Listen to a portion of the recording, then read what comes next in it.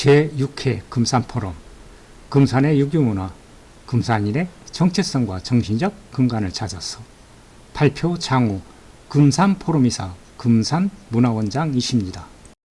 금산 지역의 선진 유교문화, 그리고 성곡서원 창건의 배경, 충남 역사문화연구원, 그리고 책임 연구원인 홍지연 박사님을 모시고 이야기를 들어보겠습니다.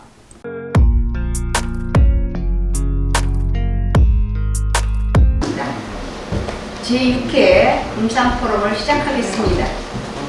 먼저 국민노래를 시작하겠습니다. 국기에 대한 명예.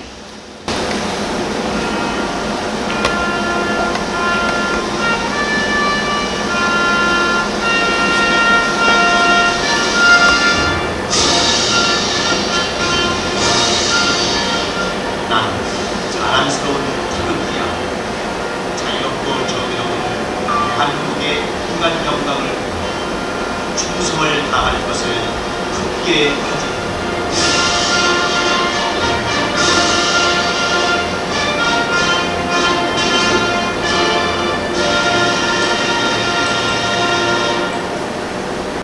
다음은 순국선열 및 호국영령에 대한 몽령이 있겠습니다. 일동 몽령. 저희 금산포럼은 5개 전문위원회를 구성하여 활동을 시작하였습니다. 이번 포럼은 인문역사위원회 주관으로 포럼을 준비하고 진행하고 있습니다. 그래서 인사 말씀과 내빈 소개를 이규만 공동대표님께서 해주시겠습니다. 네, 안녕하세요.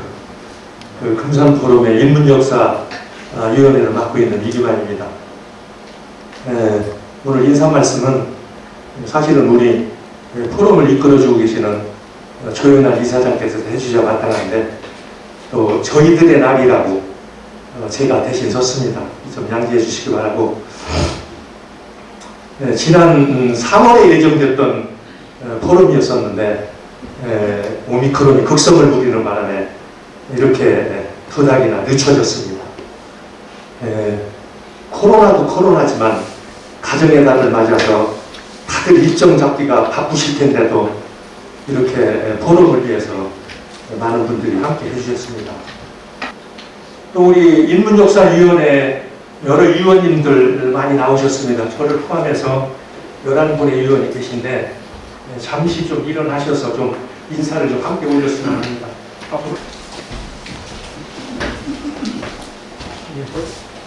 우리 청풍사에 보유사로 계시는 길왕근 위원이십니다. 일강 전정택 위원, 그리고 남상원 위원이시고 김창수 위원님, 또 장우위원장이신 장우위원이시고 유수영 또 사업하시는 위원이십니다. 열심히 하겠습니다.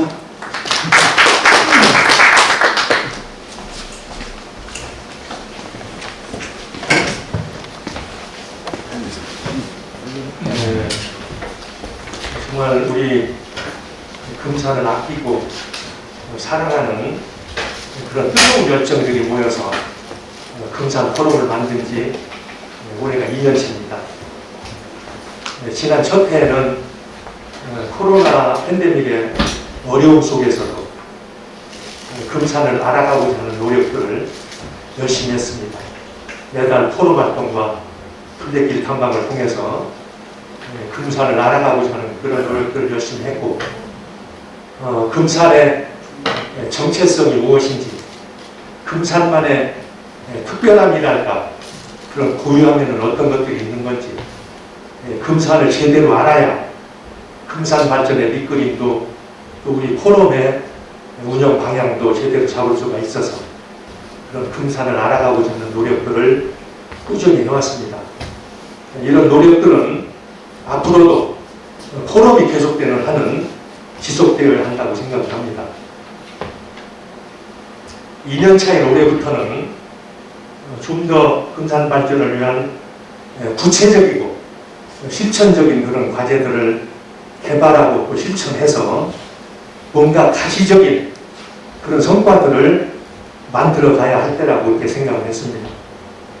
그래서 저희 인문역사위원회뿐만 아니라 문화예술, 또 생태환경, 산업경제, 인삼약초 5개 위원회를 만들었고, 앞으로는 각 위원회가 중심이 돼서 금산 발전을 위한 여러 가지 과제들을 만들고 다듬고 또 포럼 회원들의 그런 열정과 지혜를 모아가면서 금산의 여러 관련 단체들과 함께 협력해서 잘 추진해 나갈 것입니다. 엊그제는 우리 금산 발전을 위한 10대 전략 과제들을 만들어냈습니다. 각 위원회별로 오랜 논의를 거쳐서 또 거기서 나온 여러 가지 과제들을 또 워킹그룹의 심도 있는 논의를 거쳐서 그렇게 해서 10개로 축약해서 과제를 만들어냈습니다. 그걸 가지고 양 후보님을 모시고 상담회도 했습니다.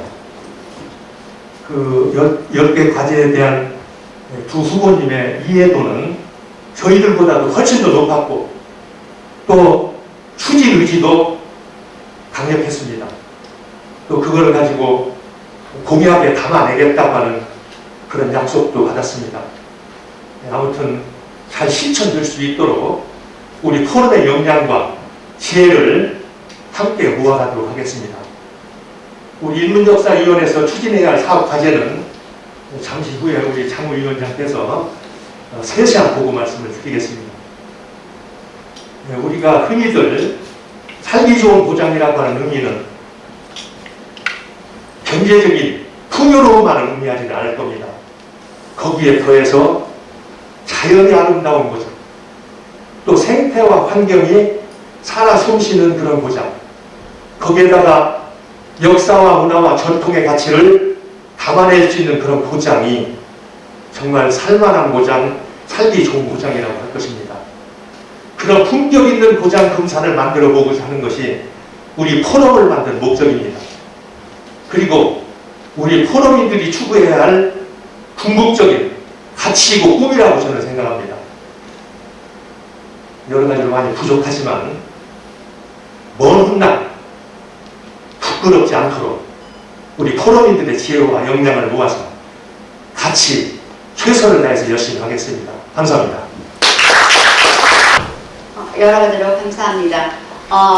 특강에 앞서서 사진 촬영을 먼저 하겠습니다. 내빈들께서는 앞으로 나와주시기 바랍니다. 가운데서 가운데서. 자, 금산 프로 파이팅 한번 하겠습니다. 금산 프로 파이팅! 네. 됐나요?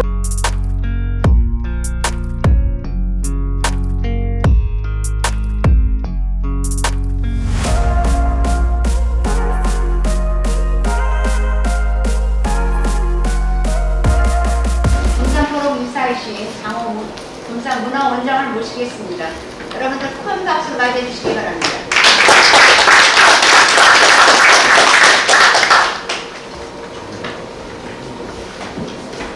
안녕하세요. 반갑습니다. 제가 금산 포럼의 이사로 아주 일을 하면서 제일 자랑스러웠던 게 우리 고장 역사를 이야기하고 또 순례길을 모시고 다니면서 같이 강의하는 것이 저한테 굉장히 큰 보람이었습니다. 제가 그 금산에 대한 역사에 관련된 것은 관여하게 된 것은 김문태 원장님이 그 역사문화연구소 소장으로 계실 때 제가 부소장을 하면서 그때 제가 칠레구청에 관련된 것을 조금 찾아봤었습니다. 너무나 안타까운 일도 있었고 이러다 보니까 제가 직접 한번 다녀보면서 안웅선 사무국장하고 칠레구청 문제에 대한 순례길을 지구제서부터 이렇게 탐사를 하면서 저희들이 조금 배우는 역량이 있었는데 그 중에서도 제가 제일 안타깝게 생각했던 부분이 임진왜란때 싸웠던 어떤 일병장의 그 순절기가 모셔져 있는 것이 참 저희들 금산에서는 부끄러운 데 모셔져 있어서 그것을 좀 옮겨야겠다는 생각으로 몇 번을 군청하고 좀 얘기도 나누고 그랬었습니다. 그때 그 자료를 찾기 위해서 변응정 선생님의 자료를 찾기 위해서 지금 오늘 와 계신 변 회장님한테 제가 최초로 전화를 드렸었습니다. 그때 인연을 맺게 된 것이 오늘 선곡서원에 관련된 사업을 하면서 또 회장님한테 또 저희들이 신세를 지내겠습니다. 회장님 고맙습니다. 근데 금산의 역사에 대한 이러한 부분들이 저희들은 그 많은 자치나 숨결이 이 중앙의 역사와 지방의 역사에 기록되어 있는 것들이 많이 다르게 되어 있습니다. 오늘도 죄송합니다. 오늘도 제가 그 강의 주제를 금산인의 정체성, 정신적 근간이라고 했던 이유가 작년에 제가 지금 오늘 오시면서 놀아드렸던 이 책이 금산의 유현들, 이 책을 저희들이 작업을 할 때 여기에 관련되어 있는 분들의 그 서원이라든가 사후 이런 문화재를 전국에 흩어져 있는 다 다녀봤습니다. 다녀봤는데 거기에 기록으로 남겨져 있는 글들과 우리 금산에서 갖고 있는 글들이 조금씩 다른 점이 많았었습니다. 많았었고 다른 지역에서 갖고 있는 문화재를 생각하는 그 차이점이 우리 금산에서 생각하는 차이점과 너무나 다른 그런 모습들을 보여있기 때문에 이런 부분들은 역사는 우리가 소중하게 가지고 가야 할 자산인데도 우리가 놓쳤구나 하는 생각이 있어서 제가 조금 잘못되어 있는 부분들 이런 것들을 좀 제가 좀 문화원장을 하면서 고치고 있습니다. 근간에 들어가서 저희들이 지금 추진하고 있는 사업 중에 하나가 제일 크게 생각을 하고 있는 것이 선곡서원 문제입니다. 선곡서원은 금산 유일하게 사역서원이면서도 다른 지역에서는 이러한 어떤 문화적인 이야기거리가 있으면 뭐든지 해서라도 복원을 시킨다든지 강학당을 만든다든지 청소년 어떤 정신적인 근간을 만든다든지 해줄 건데 아직까지 우리 금산에서는 이런 것들을 지금 찾아볼 수가 없었습니다.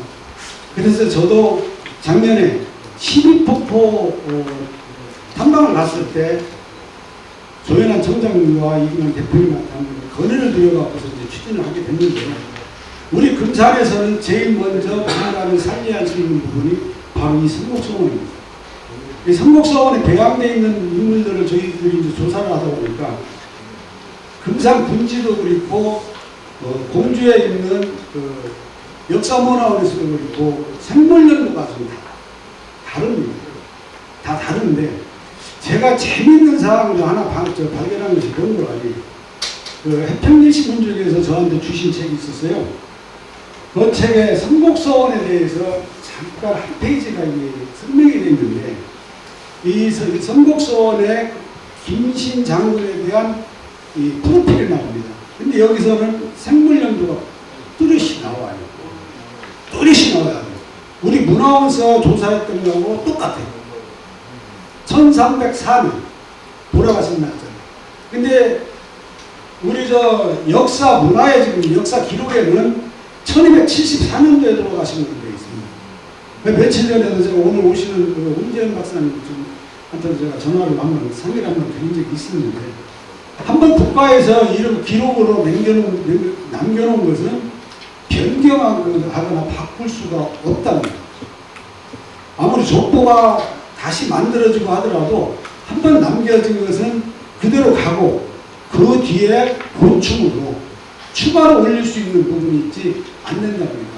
그래 이러한 부분들이 저희들이 지금 김신 장군하고는 어떤 분은 무주 사람이라고 그러는데 고려 말과 조선 초까지는 지금 안성면하고 무주군하고 무풍면까지 금산 땅이었습니다. 임진왜란이 지나고 1360년도에 적상산 사고가 생기면서 무주 도읍으로 부고 승격을 하면서 금산의 일부분을 다 떼어준 것이 지금 무주군이 된 것입니다. 저도 그거 깜짝 놀랐어요. 그거 보고서.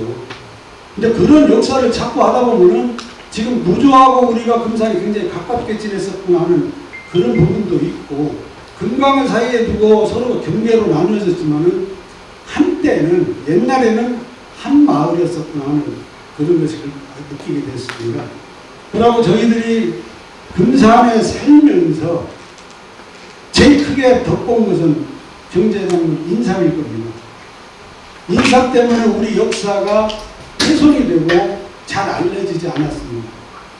그동안에는 우리가 먹고 사는 데는 지장이 없었기 때문에 인삼 때문에도 지장이 없었기 때문에 이 역사라든가 어떤 유물을 갖다 이렇게 관리할 수 있는 부분들은 좀 소홀했다 생각을 저는 듭니다. 근데 지금은 서원이라고 하는 그 형태나 사후라고 하는 형태는 단지 제사만 지내고 하는 그런 형태를 남겨서는 안 됩니다. 며칠 전에 제가 이규만 대표님하고 같이 논산에 있는 춘천 유교 문화원을 갔다 왔습니다. 거기는 옛날 것은 옛날 거대로 보존을 해놨지만 지금은 디지털 시대에서 터치만 하면은 누가 어떤 책을 기증을 했고 그 책을 기증한品目이 나오면 그 책을 터치를 하면은 그 책에 대한 내용까지 다 나옵니다. 지금 우리가 현대인들이 우리 후손들한테 물려줄 수 있는 부분들은 그러한 정보력이 빠른 이런 쪽으로 어떤 서원이나 사후나 문화재를 갖다가 관리를 한다면은 우리 청소년들한테는 굉장히 이해력이 빠를 것 같습니다.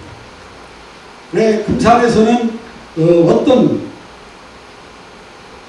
문화재, 중앙정치의 문화재들이 어마어마하게 많습니다. 아까 변회장님께서 말씀하셨던 천주교 성당도 우리나라 최초입니다. 선교자. 금산이 천주교의 성지가 될 수 있는 한 부분이 될 수 있고 또 하나는 제가 오전에 잠깐 보석사 주지스님을 뵙고 왔는데 임진왜란때 싸웠던 그 스님들이 700년 가면 영주대사와 800의승이라고 써 있어요. 그러면 이름 찾은 것은 영주대사 한 분뿐이 없어요. 근데 제가 임진왜란 다음 달에 저희 수립코스를 가면서 제가 지금 자료를 정리하고 있는데 그거 찾다 보니까 우연찮게 이치대첩 때 권율장군한테 김제 금산사의 내북 처형이라고 하는 스님이 1000명의 승병을 데리고 와서 참여한 기록이 나왔습니다. 거기서 이기고 권율장군을 따라 수원 독상성 싸움, 행주산성 싸움까지 참여를 했던 기록이 나와서 이런 부분들도 저희들이 금산에서 끌어안고 가야 되고 또 하나는 호남 의병 고경명 선생이 2,700명의 의병들을 데려가서 싸울 때 양대박이라고 하는 분이 남원 의병 3,000명을 또 데리고 옵니다. 그게 금산 군지에 빠졌어요. 그 3,000명의 의병이 또 더해지고 거기에다가 영규대사가 고봉우밀이라고 하는 스님이 1,500명의 승병을 데리고 금산성 1차 싸움에 참여하는 기록을 찾았습니다. 그렇다면 우리 금산이 불교에서도 어마어마한 순전지가 됐는데 우리는 이것을 못하고 있습니다. 제가 2019년도에 한번 금산에 의병박물관을 만들려고 거리에서 한번 추진사업을 올렸었습니다. 올렸더니 경상도 쪽에 함안에 그 박재우 의병장 그쪽에 의병박물관이 생겨있고 또 하나는 진주에 임진왜란 의병박물관이 생겨있습니다. 왜 금산에다가 의병박물관을 만들려고 한다고 하니까 국가사직으로 그렇게 많은 데다가 해줄 수는 없다는 그 판결이 나왔습니다. 그래서 저희들이 놓쳤는데 박재우 장관의 그쪽에 의병은 600명뿐이 안 됩니다. 또 하나는 남원에 가면은 만인의총이 한 7, 8년 전에 새로 생겼습니다. 국가사직으로. 만인의총. 10,000명의 의총입니다. 근데 거기는 남녀노소와 청나라 군대까지 들어가 있습니다. 기록을 보니. 근데 금산은 순수한 순수한 의병, 의성들로만 15,000명이 넘습니다. 근데 왜 우리가 금산에다 순수한 의병 박물관, 의병 어떤 기념관을 못 만들고 있습니까? 이걸 해야 됩니다. 이걸 놓치고 있어요. 그래서 지금 가깝게 의승장 박물관이라도 한번 만들어보자는 취지로 우리 여기 사무장에 계신 전현선 박사님하고 지금 아이디어를 짜내고 있습니다. 그래서 오늘 아침에도 고속사 조지선을 만나뵙고 왔는데 거기에 지금 영규대사에 관련되어 있는 어떤 전시관을 만들고 싶어 하시는데 사실 저희들이 국가 예산을 받아다 할 수 있는 부분도 있지만 저희들이 어려움이 뭔 거 아니에요. 영규대사와 12분의 의승장들 그 입회 봉안식을 하려고 2천만 원 예산을 군에다 요청을 하고 도에다 요청을 했는데 3년째 지금 저희들이 캔슬을 당했습니다. 3년째. 그래서 요거는 저도 천주교 신부님께서 이번에 진산 성당을 건립하는데 모금 운동을 하셨다고 하길래 우리도 한번 해보자. 우리도 한번 해보자. 십시일반씩 모아서 뭔가를 한번 해보자. 불교 쪽에 어른들을 설득을 하고 이런 분들을 하자 해보자 해서 오늘 한번 만나서 기초적인 초안만 좀 저희들이 만들어 갖고 왔습니다. 금산에는 분명히 의승 박물관이 생겨야 되고 의병 박물관이 생겨야 되고 나아가서는 임진 애란사가 제대로 정리가 돼야 됩니다. 제가 부원장을 있으면서 그 임진 애란 순례길 답사를 할 때 문화재청까지 가서 답변을 드린 것은 딱 두 가지가 틀리기 때문에 기록이 틀리기 때문에 국가사전적으로 안 된다고 제가 그때는 들었습니다. 그게 뭔가 아니에요. 첫째는 이치대첩 싸움 날짜가 군하고 문화재청하고 틀리답니다. 그거 하나 하고 또 변흥정 선생님 순찰하는 것이 금산군은 소산이고 문화재청은 횡단촌으로 되어 있습니다. 그럼 횡단촌이 어디냐? 이것이 틀리기 때문에 저희들이 그걸 못했습니다. 한때는 문화원에서 사비를 들여서 순찰비를 비로상을 옮겨서 다시 한번 만들까 추진한 적이 있었습니다. 제가. 그런데 700호촌 가서 소장님 말씀 들었더니 위치가 바뀌면은 문화재로서 값어치가 없답니다. 그냥 하나의 돌이랍니다. 그래서 하다 말았어요. 왜 요번에 그러니까 작년도에 변흥정 선생님 순절비가 부끄러운 데 있다가 겨우 조금 올라가서 계질이 올라가는 노고수 그 앞에다가 지금 조그마한 공원 만들어서 옮겨놨는데 저는 이건 잘못했다고 그랬어요. 또 그래서 작년에 안기전 의장님 만나가지고 200평만 사달라 했는데 아직까지 땅값을 못 받고 있습니다. 그건 저희들이 조종산 넘어 계질리 쪽에다가 좋은 땅을 사서 하나의 돌로 이렇게 표현할 수 있지만은 순절비만큼은 제대로 모셔야 한다. 그런 취지로 저희들이 준비를 하고 있습니다. 그래서 금산의 정신적 근간이라고 하는 것은 우리가 유교 문화, 불교 문화, 다른 문화라고 역사성을 띈 모든 것들은 소중하게 생각을 하고 이걸 가져가야 된다고 생각을 합니다. 성곡서원은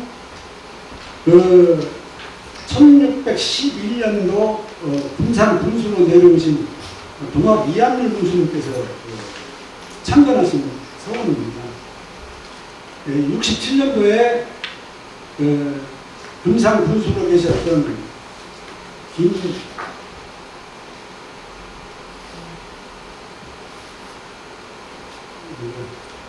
죄송합니다.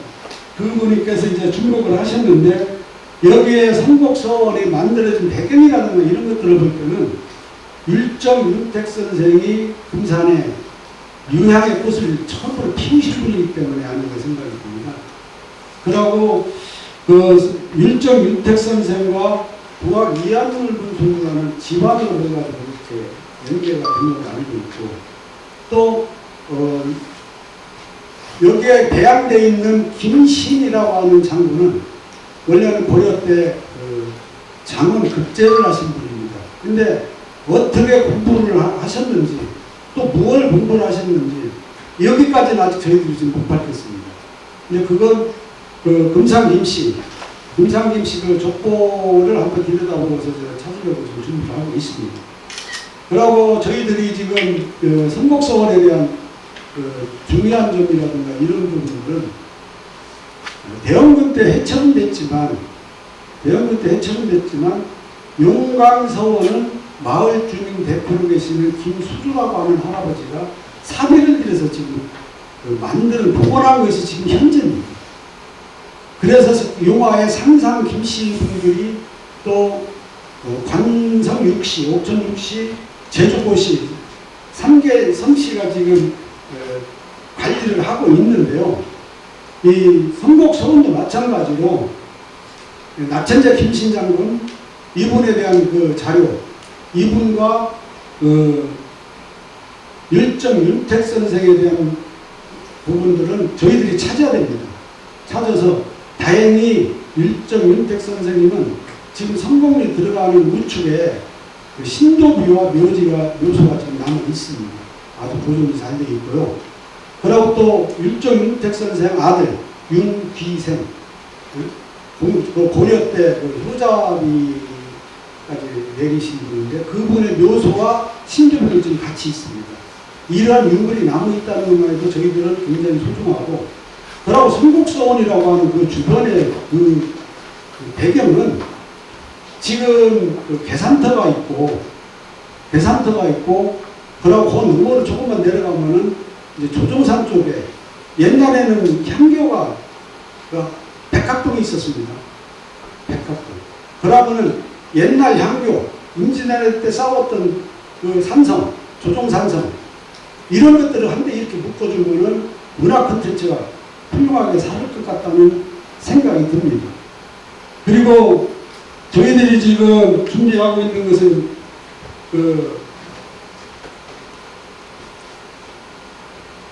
이제 율정 윤택 선생에 대해서 이제 저희들이 좀 프리필을 이 책자에 지금 남겨놨는데요. 이분은 그 안양이라고 하는 분의 그 성리학은 이분이 이제 고려 때 원달에서 가지고 들어오게 됩니다. 근데 이분의 제자가 여기 밑에 있습니다. 백이정, 권부, 우탁, 윤선자. 이 네 분 중에 윤선자라는 분이 윤택 선생의 고모부였는데, 이분한테 그 한 분을 이제 윤택 선생이 물려받고 지금 초연리에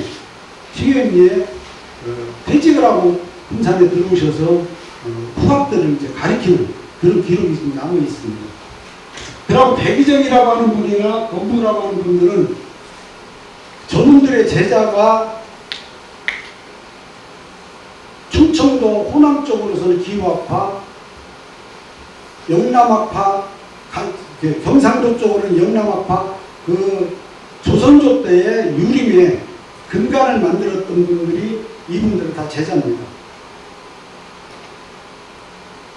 지금 금산의 유림에 관련되어 있는 분들이 금산에서 태어났다든지 아니면 금산을 거쳐가신 분들, 또 금산에 유배를 당해서 금산에 왔다가 그분들이 갖고 있는 학문을 가르쳤다는 그런 기록들이 지금 나왔는데, 이제 연도별로 제가 정리를 해봤습니다. 낙천제 김신, 일정 윤택, 야은 기재, 도박 이한물. 거기까지는 어느 정도 이제 1600년대 맞지만 이제 송중기, 송시열, 이유택, 저 우측의 유배, 윤성도까지는 같은 친구분이었답니다. 친구같이 서로 학문을 즐겁게 연구도 하고 또 조정에 나가서 서로 주거니 받거니 하면서 나라의 기강을 만들고 했던 분들인데, 이 동인과 서인이 당파로 갈리게 된 계기가 이 우리 금산과 논산 이쪽이 중심이 되고 있습니다. 서인이라고 하는 그쪽은 똑같은 야을 기재 선생한테서 배워가지고 내려와서 일국 이희 선생이 김장생 제작을 해서 만든 게 서입하고 기호합하고 동의는 똑같은 입장에서 그 조광조 밑으로 내려가면서 그 야은 기재 선생이 가르쳤던 그 후학들이 그 명맥을 이어서 이황, 세계 이황까지 가서 거기서 동학을 만들어서 결국은 조선 조정의 그 동인과 서인이 싸우는, 서로 싸우는 그런 그 역사가 이제 이루어지게 됩니다. 근데 금산 같은 경우는 저희들이 지금 그 갖고 갈 수 있는 부분이나 이런 것들은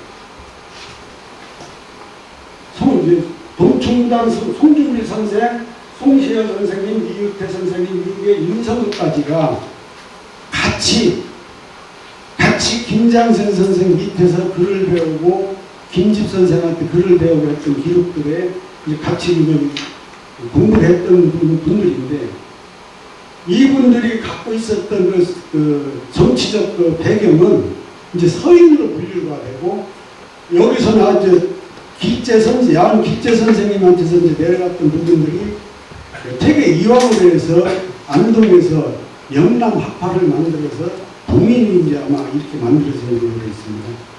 이 두 집단의 싸움 때문에 이제 우리나라가 좀 어려워졌던 그런 기록들이 있지만, 이제 우리 금산만이라도 그분들이 왔다 간 기록들을 제대로 찾아서 그 유학의 어떤 정체성을 가질 수 있는 그런 자료를 준비를 하고, 또 성곡소원이 가지고 있는 의미라든가 이런 것들은 분명하게 이번에 이기만 대표님하고 성곡소원을 보고 내지는 재현하는 그런 사업을 추진하도록 하겠습니다. 제가 그 부주 한풍루를 여기다 넣은 것은 아까 변 회장님도 말씀하셨지만 저도 고향이 영동입니다. 변 회장님 그 고향 앞에 금강이 흐르는데 금강에서 밑 쪽으로 내려가다 보면 옛날에 금강루라고 하는 누가 있었습니다. 근데 그게 알고 봤더니 이 무주에서 일정 시대 때 조선인들의 정신을 말살하려고 하는 하나의 그 기획으로 남원의 그 루하고 전주의 금호루하고 무주의 한풍루가 조선의 3대를 누렸었는데, 이걸 허물고서 서울을 반출하려고 하는 걸 영동분이 이명주가 이걸 매입을 하고서 금강변에다가 다시 재건을 했습니다. 그것이 금강루였답니다. 금강루. 그런데 이게 무주 국민들이 이 룰을 사가지고 얼마 전에 지금 태권도공원 앞에다가 재건을 했습니다. 이거 다시 사가지고. 옮겼어요? 예, 옮겼습니다. 저도 가봤습니다. 양산 써 있던 것을 옮겼습니다. 그래서 이 무주에서 갖고 있는 어떤 국민들의 정체성은 이게 진짜 무주의 혼이다. 이거 무주의 혼이다 이게. 그러고 또 하나는 저 오른쪽 보면 진안 정통문화전수관이 있습니다. 우리보다 분세가 약하고 우리보다 역사라든가 역사 이런 배경들이 굉장히 작은 진안에서도 청소년들을 위한 또 그 지역의 문화를 위한 전통 문화전수관을 만들어서 진안의 중평농악, 진안에서 할 수 있는 민속놀이들을 다 여기서 교육을 하고 재현을 시키고 있습니다. 근데 우리 금산은 없어요. 김문태 원장님하고 안영산 사무국장 있을 때 농바업그 시기 물패기로는 도지정 문화재로 만들었지만은 전수관은 있어요. 전수관은 있지만은 여기를 지금 그분들이 할 수 있는 뒤에 후세대를 이어나갈 수 있는 그러한 조치를 아직 못하고 있습니다. 이제 코로나 때문에 이제 그렇다고 하겠지만 저희들도 문화원에서 지금 이 뒤를 이을 수 있는 그런 것들을 지금 자꾸 개발을 하고 저희들도 지금 연구를 하고 있습니다. 이 지역마다의 어떤 한 부분은 우리 금산군의 정체성을 잡고 홀이라고 하면 700구청인데 사실 700구청은 우리 금산군하고 엄밀히 따져서 남남해고 연구원이 금산군에서 서해 전시회를 하려고 거기 가서 물어보고 얘기하면은 못하게 합니다. 그러다 보면 어떻게 해요? 거기 들어가서 뭔가 할 수 있는 부분이 없어요.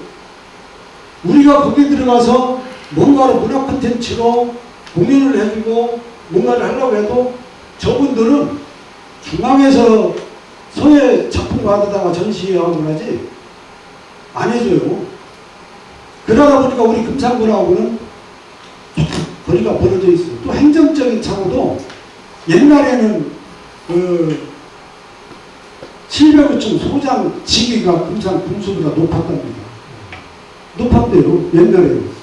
근데 지금은 이제 그런 것이 없어졌고 그랬지만은 저희들이 이번에도 아시는 것은 어떤 국회의원께서 예산을 내려주셔서 박물관, 전시관과 강당도 새로 짓고 들어간 입구에 주차장도 새로 짓고 했어요. 했는데 거기다가 조금 더해서 의승병들이라든지 의병들이라든지 이런 흔적들을 남겨줄 수 있는, 전시할 수 있는 이런 공간을 만들어줬으면 더 좋았지 않나 싶은 생각도 있고, 그러다 보니까 어떤 사람들은 700호촌에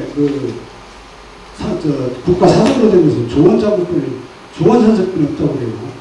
근데 지금 저희들이 가다 보면은 금성에서 진산 나가다 보면은 오른쪽에 고경명 선생님 순절미가 있습니다.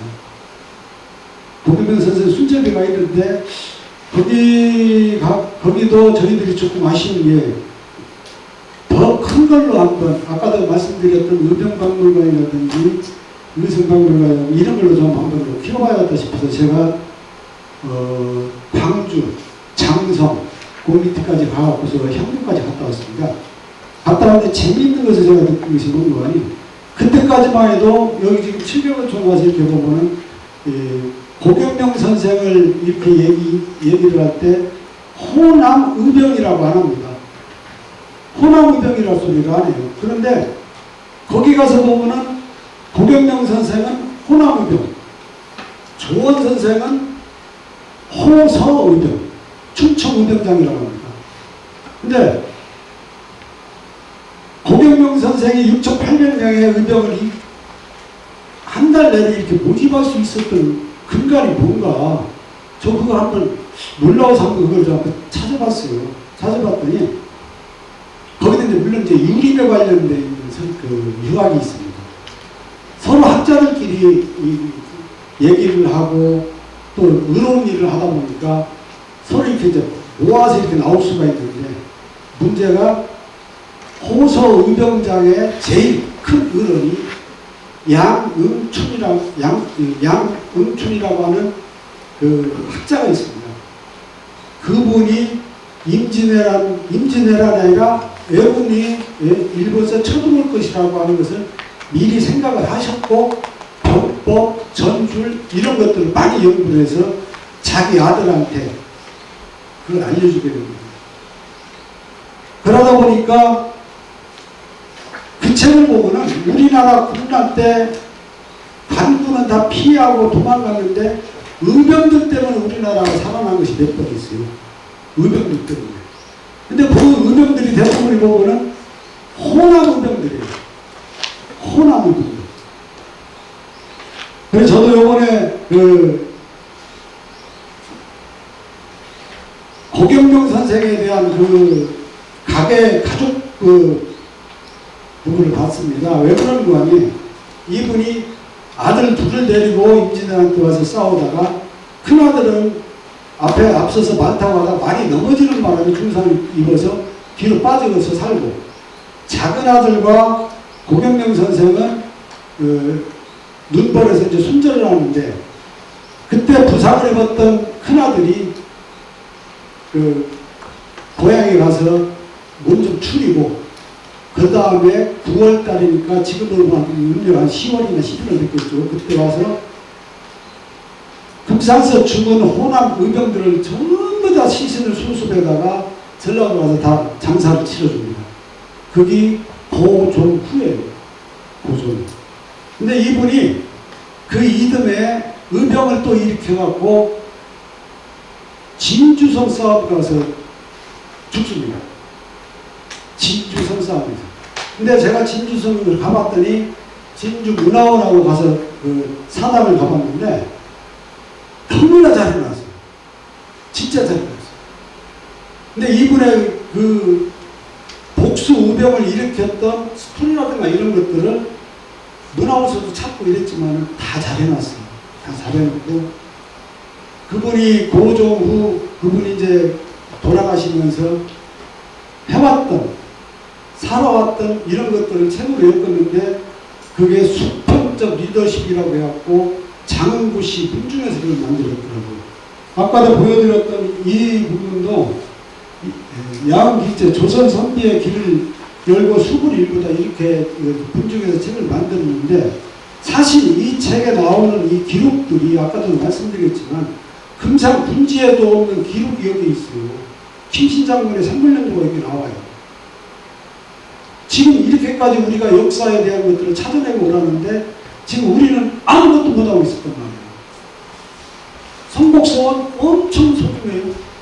우리가 갖고 가야 할 어떤 근거는 성복서원에 배양되어 있는 분들도 소중하고 성복서원을 만들어주신 관련 인물들도 굉장히 소중한 분들이에요. 이런 분들을 갖다가 하나하나 찾아서 금산에 뿌리를 만들어 놓으면은 글쎄 금산에 찾아오는 금산이 되지 않을까 싶어요. 찾아오는 금산. 웬관이 지금 아까도 제가 그 정리하다가 말한 것이 있지만은 이분들하고 여기 이분들 한 분 한 분 역사를 찾아보니까요. 우리나라 그 어떤 역사에 피난을 왔다든지 피해서 유배를 왔다든지 이런 분들이 엄청나요. 이게 우리가 갖고 있는 역사의 자산이 자산. 이런 것들을 찾고 해야만이 우리가 문화재로 또 역사에 정리를 해서 우리 지역의 정체성을 찾지 않을까 싶어서 제가 말씀드렸던 거고요. 지금 저희들이 제일 소중하게 이제 또 가져가야 할 부분은 이 초려 이윤태 선생입니다. 초려 이윤태 선생님은 금산 분이시고 금산에서 태어났고 근데 이분의 지금 이분의 아버지 산소가 금성면 지금 월봉산 밑에 있고 어머니 산소는 보석사 뒷산에 있습니다. 지금. 그리고 이분의 형의 그 이유택 또 한규하고 같이 모신 서원이 지금 저 유목서원으로 금성면에 지금 남아 있습니다. 남아 있는데 제가 언제 한번 우리 금산포럼 위원님들 모시고 탐방 같은 한번 제가 모시고 가겠습니다. 불끈 없지만 제가 모시고 가야 하는 이유가 우리가 소중한 역사의 문화재이면서도 우리가 이걸 관리를 못하고 있는 부분이 바로 그 밑에 축사가 있어요. 축사 그걸 군에서 매입을 하려고 하고 그 맘만 먹으면 금방이라도 할 것 같습니다. 문화재를 대하는 정신 자세가 우리는 아직 덜 돼 있다. 그러고 초려 이윤태 선생님은 금성면 분이시면서도 이분이 갖고 있는 것은 세종시에 가면은 초려 공원이 있고 지금 저 아래 보이지 않습니까? 초려 역사공원 오른쪽 왼쪽이가 지금 그 묘입니다. 묘. 초려 선생님 묘소 오른쪽에는 초려 서원과 역사공원과 기념관을 다 만들어놨습니다. 그래서 새롭게 만든 신도시에 역사공원으로 으뜸가게 지금 해놨습니다. 또 오른쪽에는 공주시에서 자랑하는 영문서원입니다. 이유태 선생님 후손이 지금 거기서 살고 계시는데,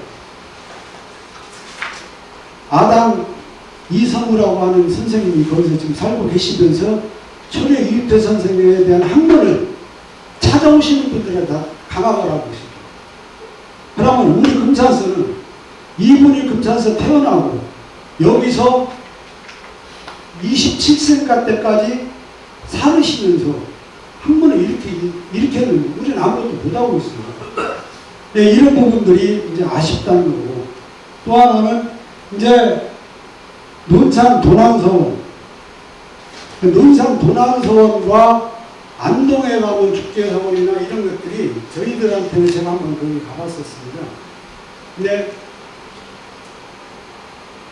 논산의 그 서원은 김장 선생님하고 김지 이분들에 대한 그 사당으로 이제 해놨는데, 저희 금산에 들어온 유교 문화는 1200년대만 일종 윤택 선생님이니까 김장센 선생하고 200년 차이가 납니다. 200년 차이가. 그리고 또 그 우리가 제일 금산에서 싫어하는 그 분 중에 하나가 그 풍기가 이 사람 유명하잖아요. 근데 풍기에 분수 살았던 주세봉 군수님이 그 안동의 향교를 저 서원을 그분이 다 만들어 주셨어요. 주세봉 군수님. 그분은 풍기의 인상을 그때부터 기록적으로 남겨놓으셨어요. 그때부터. 그래 저희들이 배울 점이 많다 보니까 풍기 쪽에 있는 어떤 이런 그 유교 문화는 우리 논산 쪽의 그 기호학 유교 문화하고 많이 틀리고, 그러다 보니까 조금 쉽다고요? 예, 시간이 다 우리 됐어요? 제 시간 다 됐어요? 그럼 제가요, 잠깐만요. 마무리. 제가 그 다음 달에 그 둘레길도 있고 그 다른 그 강의가 있으니까 오늘 제가 좀 부족한 부분은 더 좀 노력해서 다음 순례길 할 때 제가 그때 가서 좀 강의를 하도록 하겠습니다. 네, 고맙습니다.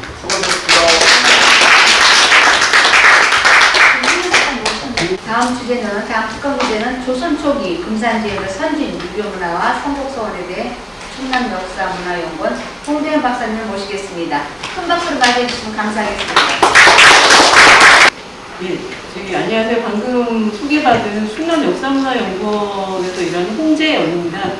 저희 경평서 원장님께서 저희 연구원에 와주셔서 이 말씀을 전해주셨고, 저희는 금산포럼이 벌써 6회나 됐는 줄은 몰랐습니다. 근데 이렇게 좋은 자리에 저를 불러주셔서 굉장히 영광스럽게 생각하고 있습니다. 우리 원 원장님, 원 원장님 뵙는 것도 지금 몇 년 만이라 너무 반갑고요, 원장님. 예. 여전히 똑같아요. 저는 전공이 조선시대를 전공하고 있고요. 지금 오늘 준비한 자료는 금산의 조선 초기부터 조선 말기까지의 그 성곡서원과 관련된 이야기들을 조금 준비를 했습니다. 저는 지금 원래 3시 10분부터 시작하기로 했는데 조금 늦어졌지만 끝내는 시간은 마치는 걸로 하겠습니다. 제가 이제 이거 약간 무슨 대학교 강의 자료처럼 해오기는 했는데요. 사실 제가 한 몇 년 전에 금산 관련된 논문을 한 2-3편 쓴 적이 있었습니다. 근데 그때 왜 그렇게 그 논문을 갑자기 쓰게 됐었냐면, 당시에 우리 충남 지역에 유교문화원 개발 사업이라는 게 막 시작이 됐었어요. 그래서 유교문화 자원 조사를 하고 각 시군의 유교문화적인 특징 같은 걸 정리를 하는데, 그때 보니까 금산군이 굉장히 독특한 지역이더라고요. 다른 지역에 비해서. 왜냐면은 다른 지역은 대체로 그 유교문화라는 게 양반문화로 확 성장할 때쯤에 각 지역에서 중요한 그런 문화적인 형상들이 드러나는데, 우리 금산은 고려 말부터 그게 보여지고 있고요. 또 우리가 충청 오현이라고 해서 충청도의 산림, 대표적인 성비의 5분을 딱 손꼽는 그 5분이 전부 다 금산과 인연이 있다는 사실이, 그게 굉장히 이상했습니다. 도대체 무슨 배경으로 그런 게 있었을까? 그리고 또 하나는 1500년대에 1500년대입니다. 그러니까 그 당시 기록이 많지 않은데 그때 나왔던 이제 책이 인쇄를 어디서 했는지 그 당시 나온 뭐 경서라든지 주요 사서 이런 책들이 인쇄되는 곳이 어딘지가 딱 정리된 그런 책이 있는데 거기서 봤더니 유난히 전라도 전주 쪽에서 책 인쇄를 많이 하고 있고요. 그 중에서도 금산에서 인쇄가 굉장히 많이 이루어지고 있었던 거예요. 그때도 그때 그런 거 인쇄라든지 출판 이런 거를 전공하시는 분은 어떻게 설명을 했냐면 대체로 중앙에서 인쇄를 해서 책을 뿌려주는 게 보통인데 금산에서는 지방에서 인쇄를 해서 올라가는 그런 모습들이 보이는 굉장히 독특한 지역이다.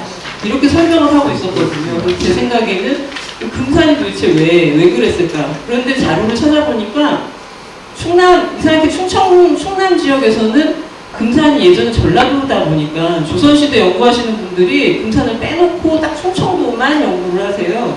근데 또 전라도에서 보니까 저는 지금 전북대에서 대학원 다녔는데 여기서는 지금의 전라도 지역에 아무래도 관심이 집중되니까 또 금산이 빠지더라고요. 이상하게 또 그렇게 특이한 역사적인 정체성을 가졌는데도 불구하고 연구 성과는 너무 없는 그런 지역이라서 그거에 한번 관심을 갖고 자료를 정리를 해봤었습니다. 그때 이제 재밌었던 게 고려 말부터 들어오기 시작하는 그 유교, 성리학 이런 것들이 이제 금산에서 뿌리내리는 그 과정이었는데요. 우리가 보통 우리나라 성리학 들여온 사람 하면 누구라고 하시냐면 이제 안향이라고 얘기하시잖아요. 1281년에 들여오는데 그 시기에 우리가 갑자기 안향 때문에 주작이라는 성리학이 확 들어온 게 아니고 그 전에 이미 어떤 다양한 경로로 유교라는 게 들어오고 있었던 거죠. 그런 것들이 이제 우리는 안양에 너무 집중하다 보니까 다른 주변에서 벌어지고 있었던 일들을 좀 무시하는 경향이 있고 아무래도 유교하면 경상도에서 연구를 많이 해서요. 안양에 대해서는 연구가 많이 되어 있지만 충청도로 들어오는 이런 성리학적인 초창기 모습이 많이 정리가 안 됐어요. 지금 예를 들어 서산에서는 자기들 지역이 제일 먼저 들어왔다 이렇게 얘기하고 있거든요. 근데 제가 보니까 금산이 이게 만만치가 않은 지역이라는 거죠. 고려 말부터 보면은 우리 지역이 우리가 이제 우리 역사상을 보면 고려 말에서 조선으로 넘어가는 시기가 굉장히 막 큰 변혁이거든요. 근데 특히 이제 이 시기에 새로 왕조가 세워졌다고 해서 변혁이라기보다는 시기적으로 제일 힘들었던 거는 원나라의 정치적 간섭 이것 때문에 계속 우리 고려 사람들을 원나라로 보내야 되고 원나라에서 요구하는 걸 계속 들어줘야 되니까 굉장히 힘들었던 그런 시기가 있었고 그게 벗어나면서는 또 외구가 엄청나게 이제 심각하게 발응을 하게 됩니다. 특히 이제 서해안으로 들어오고 그 강을 따라서 금강을 따라서 아예 내륙까지 들어오는 그러면서 금산도 이 외구 피해를 굉장히 많이 입고 있는 모습이 보이거든요. 금산은 어떻게 보면 굉장히 내륙인데도 외구가 금강을 따라 들어와서 금산까지 들어오는 그런 상황이었습니다. 우리가 뒤에서 얘기하겠지만 바로 김신의 그 생애에서도 보면은 어머니가 그 외구 때문에 죽고 이런 이야기들이 보이시잖아요. 그러면서 이제 조선시대로 넘어가게 됩니다. 조선시대와 고려시대를 가르는 가장 큰 기준은 바로 고려시대까지 불교가 묵시였다면은 이제 유교가 묵시로 넘어가게 되는 상황인 거죠. 그래서 우리가 단순하게 정신적인 문제뿐만 아니라 사회 모든 구조가 유교적인 그 체제로 바뀌게 돼요. 이제는 지금까지는 고려시대에서는 각 지역에서 호족이라고 해서 제일 힘든 사람이 이 지역을 다스리는 그런 거하고 중앙에서 그걸 건드리지 못했었는데 조선시대에 들어와서는 모든 고을에 다 수령이 파견되면서 수령이 직접 관할을 하고 그게 중앙의 정치력이 지방까지 뻗치게 될 수 있었던 게 이제 고려시대에 들어오게 되면서부터죠. 이런 사회적인 분위기를 미리 말씀드리는 이유는 우리 고려 말에서 조선 초기, 그 다음에 이제 서원이 만들어진 그 시기까지의 금산의 모습을 보기 위해서 조금 말씀드렸습니다. 우리 이제 그 지방은 또 어떻게 변하냐면은 지방에서 지금까지 호족이라고 해서 그 사람이 나라에서 보낸 그 중앙에서 보낸 관료보다 더 힘이 있었어요. 그 호족들은 두고두고 이 지역에 뿌리를 내려왔던 사람들이었거든요. 근데 이제 조선시대로 넘어가고 수령이 파견되고 하니까 이 사람들의 힘이 약해지는 거예요. 이 사람들이 두 부류로 나뉘게 되는데 한 부류는 그냥 지역에 향림이 남는 부류, 한 부류는 빨리 공부를 해서 과거 시험을 보고 하면서 중앙의 관료로 편입이 되면서 사대부가 되는. 근데 이게 조선 초기만 해도 그렇게 큰 차이가 없어 보였지만 점점 후기로 갈수록 향리는 중인이 되고 사대부가 된 사람들이 양반이 되는 거였죠. 이런 식으로 변화를 하게 됩니다. 그런데 그 사대부, 사족, 우리가 사족이라고도 얘기를 하거든요. 재지사족. 지역의 기반을 둔 그 사족이라고 하는데 이 사람들의 기반은 바로 자기 지역이잖아요. 근데 지금이나 예전이나 마찬가지인 게 돈이 있어야 공부를 하고 공부를 해야 관직에 진출할 수가 있었던 건데 보면은 어떤 기반에서 우리가 그 인물이 나올 수가 있느냐. 확실히 경제적으로 풍요롭고 뭔가 기반이 있는 집안에서 그런 성씨들에서 중요한 인물이 등장을 하게 됩니다. 그래서 제가 굉장히 궁금했었던 게 조선 초기, 그 고려말 조선 초에 금산의 그 유력한 사람들이 그렇게 성장할 수 있었던 데는 분명히 경제적인 배경이 있었을 텐데 그 배경이 어디 있었을까?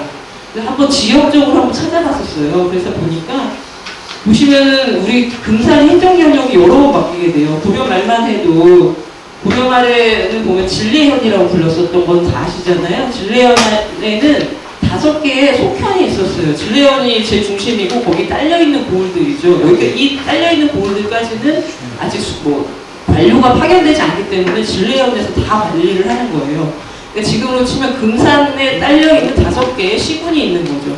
근데 그 5개 지역에 지금 보면 금산 두리면, 전북 진안, 전북 무주, 충남 금산 일대, 진산면 일대 이런 데가 전부 다 금산에서 관할하는 지역이었다.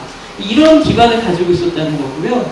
조선시대 들어오면서는 이게 많이 정리가 되기는 합니다. 고려시대는 또 특히 특수구역이라고 해서 예전에 여러분들 향소, 부곡 이런 거 들어보셨잖아요. 예전에는 향소, 부곡은 천민이 사는 곳이다 이렇게 가르쳤었는데 요새는 그렇지 않습니다. 향소, 부곡은 특수한 역을 가진, 특수한 어떤 국가에 대한 의무를 가진 사람들이 사는 동네. 그러니까 아무래도 그게 힘든 일이다 보니까 그걸 좀 천하게 생각해서 천민이라고 잘못 오해를 하는 건데 향소 부곡에 천민이 사는 건 아닙니다. 근데 이런 지역들이 고려시대에 진례현에 딸려있는 것들이 보면 대곡소, 안성소, 행천소 이런 게 있는데 다 무주에 지금 들어가 있었어요. 이런 게 지금까지 그 당시에 조선 연말 선초까지는 금산의 다 구역이었다 이렇게 봐야 되는 거죠. 그러니까 금산 사람이라고 하면 이 넓은 지역에 그걸 가지고 있었던 거고 금산의 대표적인 유력한 인물이라고 하면 이 지역과 이런 데 기반을 가지고 있었다는 걸 보여주고 있는 겁니다. 조선 시대에 들어오면 이런 것들이 다 정리가 되면서 구획이 딱딱 나눠지게 돼요. 그래서 지금의 금산과 진산, 지구로 합쳐 금산군이 그 당시에 진산하고 금산으로 이렇게 구분이 되게 되는 거죠. 보면은 진례현은 금산군으로 개편이 되고 그러면서 전주부 소속이 됩니다. 근데 진례현에 딸려 있었던 수많은 속현, 향소부국 이런 것들은 다 나중에 보면 남원 소속의 군역이 돼요. 남원 부국. 그러니까 이게 약간 금산이 이 전라도권에서는 전주권과 남원권을 나눠주는 딱 그 경계에 있는 지역이 바로 금산이었다.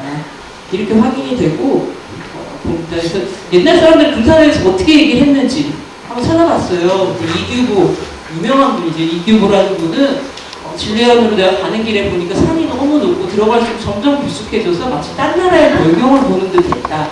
이렇게 하고 있고요. 이곡, 가정이곡, 이분도 유명하신 분입니다. 돌만 산길을 가다가 꾸불꾸불 이어진 전망이 호련히 열리네. 빗소리는 깊은 마을 나무 위에 떨어지고 하면서 그 자연 풍광을 읽고 있어요. 남수문이라는 분이 있어요. 이분이 굉장히 문제적인 인물이긴 한데요. 이분이 산을 들어오고 강을 뛰고 있어. 전라도에서 가장 궁벽한 땅이 있는 실로 사방이 막혀있다. 이렇게 설명을 하고 있습니다. 권근, 이분도 조선 초기 유명한 분인데 풍속은 순박하고 농사와 뽕나무 일에 힘쓰며 송사는 간략하고 백성은 질박하다. 이렇게 설명을 하면서 대체로 이런 우리가 생각하는 그 농촌 분위기들을 표현을 하고 있는 거죠. 그리고 저는 이런 글뿐만 아니라 세종실록 지리지리에 보면 각 고을의 인구, 그 다음에 땅이 지른지 좋은지 이런 것들이 이렇게 통계표가 나와 있는데 그걸 봤더니 전라도 지역에서 우리 금산은 밭이 많고 인구가 굉장히 많은 지역으로 보입니다. 딴 데에 비해서. 밭이 많고 인구가 많다. 그러니까 세종실록 지리지 조선 초기 기록이거든요.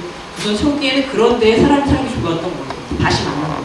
지금처럼 땅이 넓은 논이 아니었기 때문에 그런 데에서 금산에서 많은 사람들이 살면서 거주했던 것으로 보입니다. 그리고 금산의 중요한 지역들을 제가 표시해 봤었어요. 이 지역들이 보면은 고려시대에 개발이 됐던 지역들이에요. 아까 말씀드린 속현, 향소, 부곡 이런 데들은 국가에서 많이 이렇게 개발을 하는 땅들이거든요. 그 땅들이 우연히 보면 그 성씨들이 다 자리 잡은 지역입니다. 지금까지 조선 초기에 우리 금산의 대표적인 집안들 금계한 씨라든지 금산김 씨, 무송윤 씨, 현풍각 씨, 아주신 씨, 해평길 씨, 김준 씨 이런 사람들이 자리 잡은 딱 그 자리들이 마침 고려 말에 그 중요했던 거점 지역들하고도 다 연계가 된다는 거를 보면서 아 이렇게 좋은데 자리 잡았으니까 그런 임무를 낼 수 있었다라는 것을 제가 그때 그렇게 인식을 했었습니다. 그런 다음에 이제 우리 금산김씨의 시주 김신이라는 분이 등장하게 되는 거죠.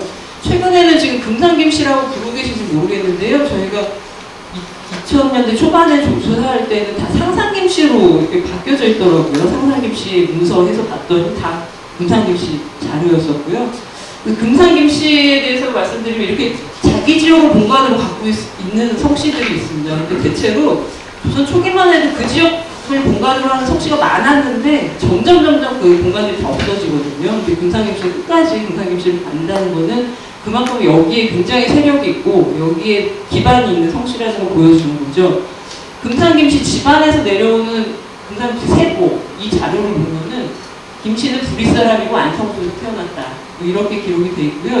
이분의 일대기는 잘 아실 거예요. 원나라에 가서도 관료 생활을 했었고 그렇게 활약을 하다가 1274년에 여원연합군의 일본 원정 선단을 지휘하다 전사했다.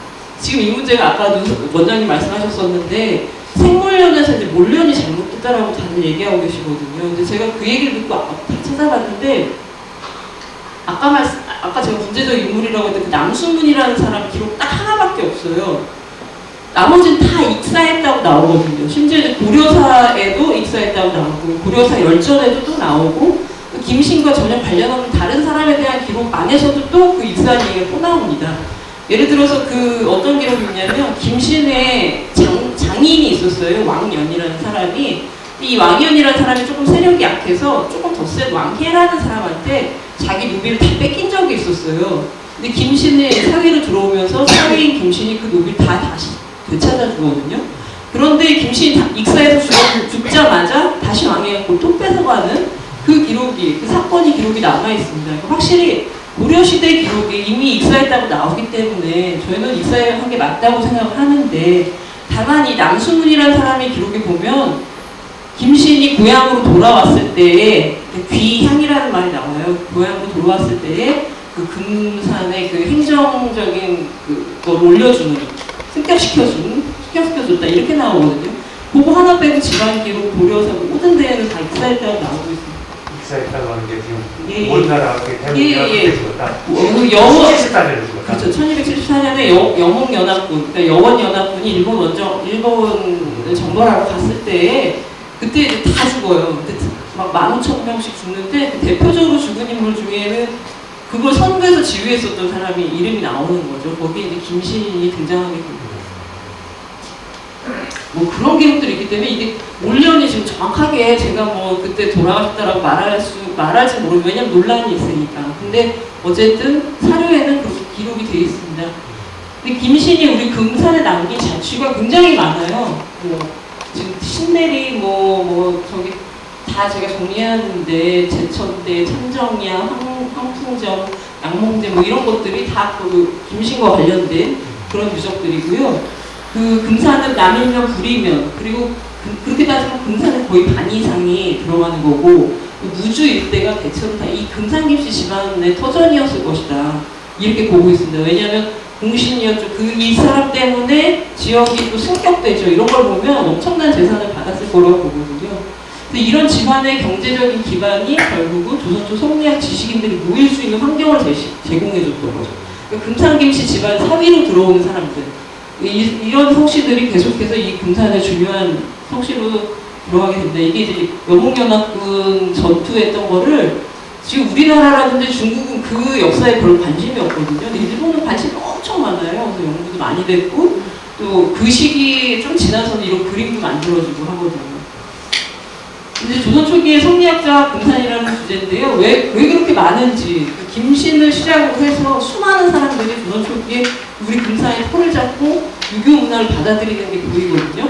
무송윤 씨, 현풍각 씨 잘 아실 겁니다. 무송윤 씨는 아까 말씀하셨던 그 윤택의 집안인데요. 시조를 그래서 쭉 이렇게 윤회, 윤수평, 윤택, 윤구생, 윤소조까지 쭉 내려가는데 보시면은 무송의 토성으로 나옵니다. 무송현에. 그러니까 지금 우리 금산호에서 현재 거리를 따지면 거의 150km 떨어진 곳이거든요.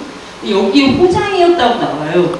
호장이라는 거는 그 지역의 아까 말씀드린 호족들 중에서도 최고 가장 1등으로 치는 그런 성씨를 말하는 건데 그런 집안의 아들이 바로 과거복제하면서 고위관료를 지냈고 뭐 청백했다 이런 기록이 있습니다. 이 윤양비가 시조고 그 아들인 윤혜가 그렇게 청백했다 기록이 있고요. 그 아들이 윤수평인데 윤수평의 부인이 바로 진례군 부인 김씨 이렇게 나와요. 이제 여기서 진례군 부인 김씨가 정확하게는 어떤 존재인지는 어떤 기록도 안 나와 있지만 분명히 금산 김씨가 분명하고 진례군 부인 김씨니까 금산 김씨 확실하고요. 다만 김신과 윤혜가 같은 시기 인물이었거든요. 그 과정에서 아마 자기 집안 간의 혼인을 주도했을 것이다. 그렇게 의심이 되고 아마도 진례군 부인 김씨는 김신의 딸이나 아니면 손녀 정도 되는 그런 인물이었을 것으로 보입니다. 그런데 이 김씨 집안의 족보에도 그게 명확하지가 않고요. 그 다음에 이 윤씨 집안 족보에도 또 그런 게 좀 정확하게 나오지는 않았습니다. 그래서 저희가 이렇게 봤을 때 분명히 그렇게 의심이 되는 거죠. 그래서 윤수평의 아들 윤택이 벌써 목은 이세계 문인으로서 활동하게 되고 그 후손들도 다 굉장히 유교 의례를 따라서 사당을 짓는다든지 뭐 자원국제를 하고 이런 것들이 나오거든요. 근데 조선 초기만 해도 사당 짓고 제사하는 거는 그거는 아직 시작되기 전이었어요. 그건 조선 중기 이후의 일이지 아무리 양반이라고 해도 아직은 고려시대 문화에 젖어있기 때문에 불교적인 삶을 살거든요. 그런데 이 시기에 이미 이 집안은 유교적으로 사당을 짓고 제사 지내고 나중에는 이게 너무 특이해서 누군가가 기록도 남겨요. 어떻게 집안에 사당이 있냐 대단하다 하는 그런 기록들이 보이거든요. 그런데 이제 윤씨인 윤택의 손녀가 바로 현풍곽씨 곽사와 혼인을 하면서 이 곽사가 바로 금산으로 입항을 하게 됩니다. 자기의 그러니까 처가로 들어오게 되는 거죠. 그래서 현풍곽씨가 또 우리 금산의 중요한 성씨로 이때부터 자리 잡게 되고요. 한편 또 우리가 항상 관심 있는 우리 해평계시 집안, 길제 집안을 보면 아주신 씨와의 혼인을 통해서 금산과 인연을 맺는 게 확인이 됩니다. 그 길제가 쓴 자기 장인에 관한 기록에서 이렇게 등장하게 되는데요. 우리 일대에 아주신 씨의 그 큰 장원, 그러니까 어떤 별장과 땅과 이런 것들이 있었다고 기록이 되어 있어요. 근데 그런 장원이 있었는데 길제의 아버지인 길원진이 금주지사로 부임하였다가 지금은 저 금산 군수 이런 거죠. 부임했다가 여기 유격자였던 신면의 딸과 아들을 혼인시키면서 바로 이곳이 또 해평길씨가 들어오게 되는 배경이 되고요. 길제의 셋째 딸이 금계한 씨하고 또 혼인을 하게 됩니다. 금계한 씨는 또 말씀드리겠지만 우리 금산의 굉장히 중요한 성씨죠. 지금은 성주한 씨라고 하는 그 집안입니다. 금계한 씨는 금산에 있던 세관 성씨, 금산 토성이에요. 금계라는 말이 이제 우리 금산의 옛 이름이기 때문에 거기에 이제 토성이다. 토성이라는 건 토착 성씨들이에요. 그 지역을 공간으로 하고 있는 성씨. 그런 성씨들 중에 하나고, 중인 한교.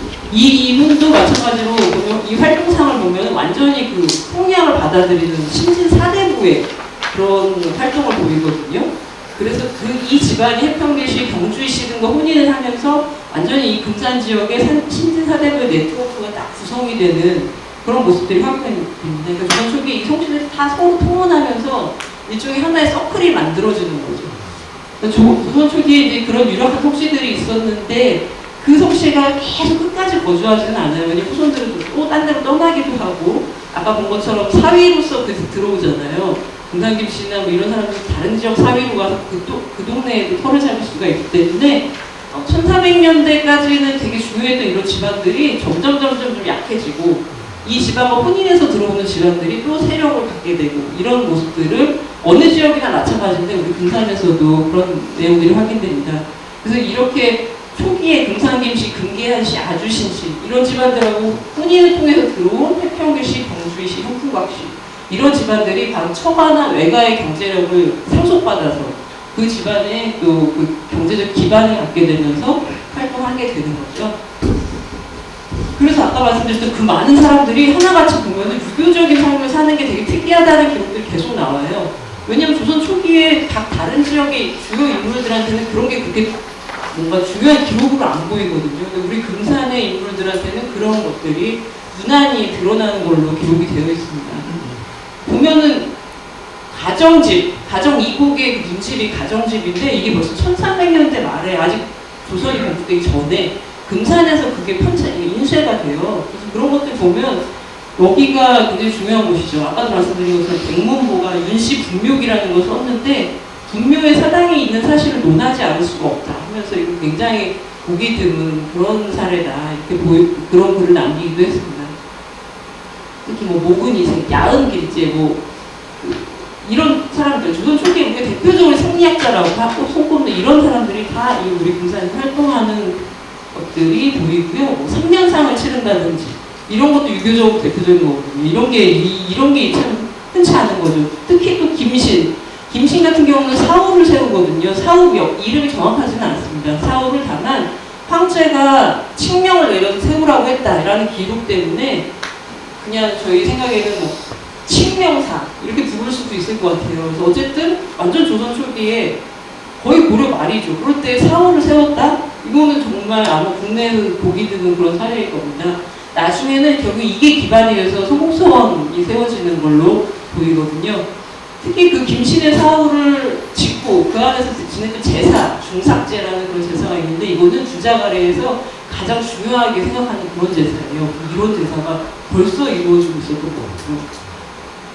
그러면서 이제 1600년대로 내려오게 됩니다. 바로 충청 오연으로 손꼽히는 이런 인물들, 이유태, 유계, 윤성 이런 사람들이 다 금산에서 만나고 금산에서 교육하고 이웃으로 같이 살고 이런 것들이 되게 확인이 되면서 특히 이 사람들하고 친했던 친구이자 동지이자 이런 사람들, 송중길, 송시열 이런 사람들 다 친구를 만나러 여기 금산에 와서 같이 공부하고 같이 방학하고 그 과정에서 바로 서인이 노론과 소론으로 갈라지게 되는 결정적인 계기도 바로 금산에서 이루어지는 그 가래원류 책 만드는 문제였었거든요. 그 책을 네가 있네 내가 있네 좀 그런 문제 때문에 결국 서인 내부에서 노론 소론으로 갈리게 되는데 그런 것도 금산이 이제 시작되는 거나 다름없다라고 봅니다. 저희가 경쟁사 할 때 그 노소 분기 굉장히 중요한 문제거든요.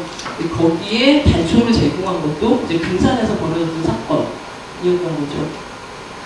이유태가 쓴 금산에 관한 얘기 보면 금산고 궁벽한 산중에 위치해서 문헌이 없는 곳이다. 이유태가 쓴 건 아니고요. 이게 효종실록, 조선왕조실록에 보면 그랬던 동네였는데 이유태가 와가지고 여기가 굉장히 그 유교문화가 확 퍼지게 됐다. 뭐 이런 기록들이 보이고요. 또 유계, 이분은 신암 유계 같은 경우는 경작을 할 때 척화파였죠. 총과의 화의를 반대하다가 난이 끝나면 그 척화의 죄로 유배가 되는데 바로 금산에서 생활을 하게 됩니다. 이 사람이 유배 생활할 때에 바로 이촌 윤성거도 같이 옆집으로 와서 살고요.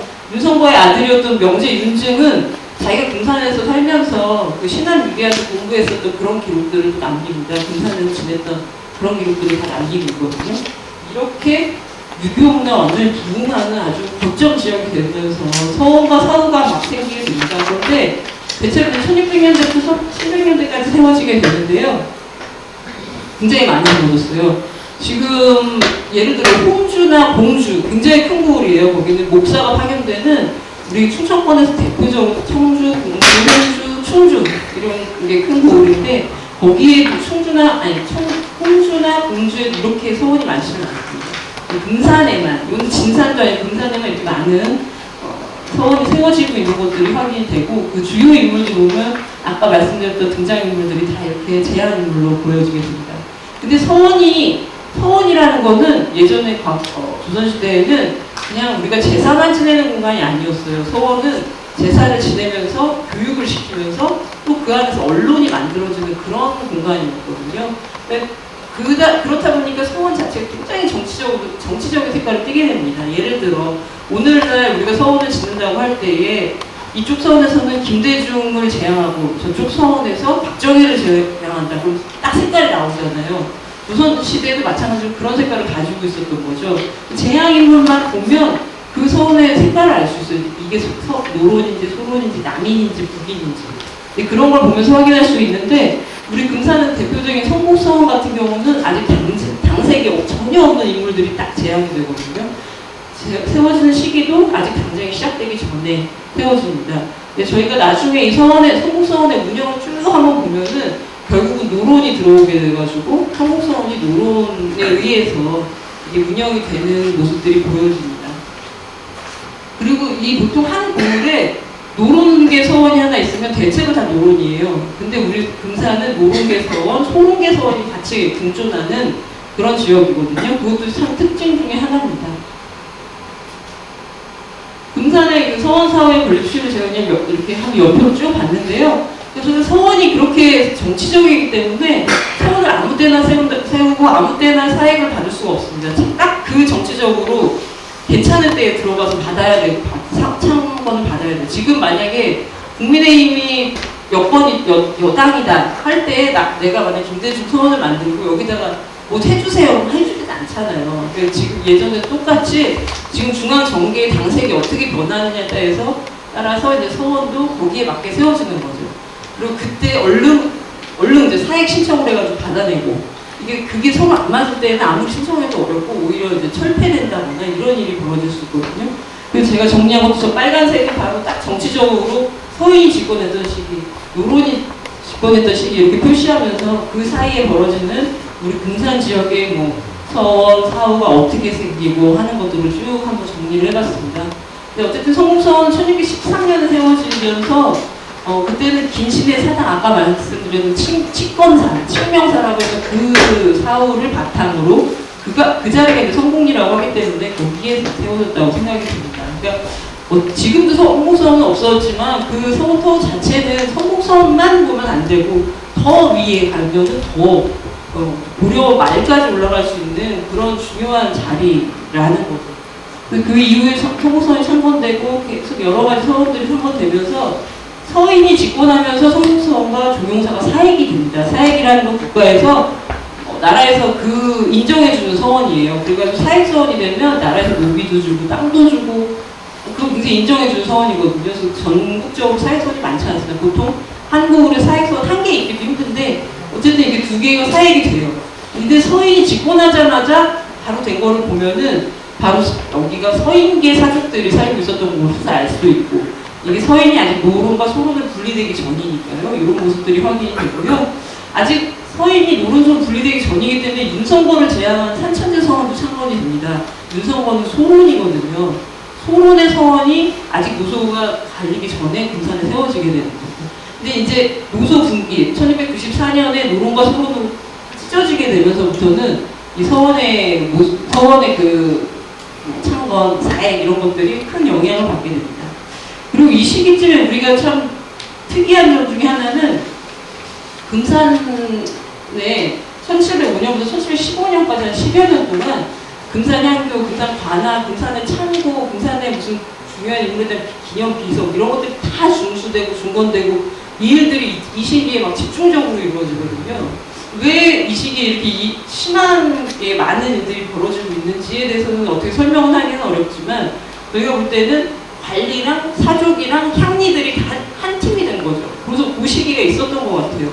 그 과정에서 바로 금산 향교도 이원되고 뭐 이런 여러 가지들 보이게 됩니다. 저기 유곡서원도 사익되고 한다든지 하는 것들이 그 시기에 집중적으로 보입니다. 그래서 우리 금산에 노론서원, 소론서원이 다 있었음에도 불구하고 그렇게 또 갈등은 또 많지 않았어요. 갈등이 많은 지역들은 향전이라고 해서 그 고을 내에서 진짜 그 지방 간의 싸움이 죽고 죽이는 싸움들이 막 벌어지는데 금산에는 소론, 노원, 서원이 다 있음에도 불구하고 그런 일이 전혀 포착이 안 되는 걸 보면 실질적으로 지역 내 사족들은 그렇게 분열이 안 돼 있었고 중앙 정계에서 이렇게 관심을 가졌던 게 아닌가 하는 생각이 듭니다. 이렇게 보시면 이제 소론 집권기에 바로 이웃의 석고대서원이라든지 반계서원, 삼천대서원이 또 중건되고 이런 것들이 보이고 소론 집권기에 이렇게 변화하는 모습. 노론이 다시 집권했을 때 또 막 회철되는 게 보이잖아요. 산천제, 용강, 성공사, 반계서원이 다 동시에 회철되거든요. 이런 식의 이런 모습들을 보면은 이 정치적으로 우리 지역의 서원도 큰 영향을 받고 있었다라고 볼 수가 있습니다.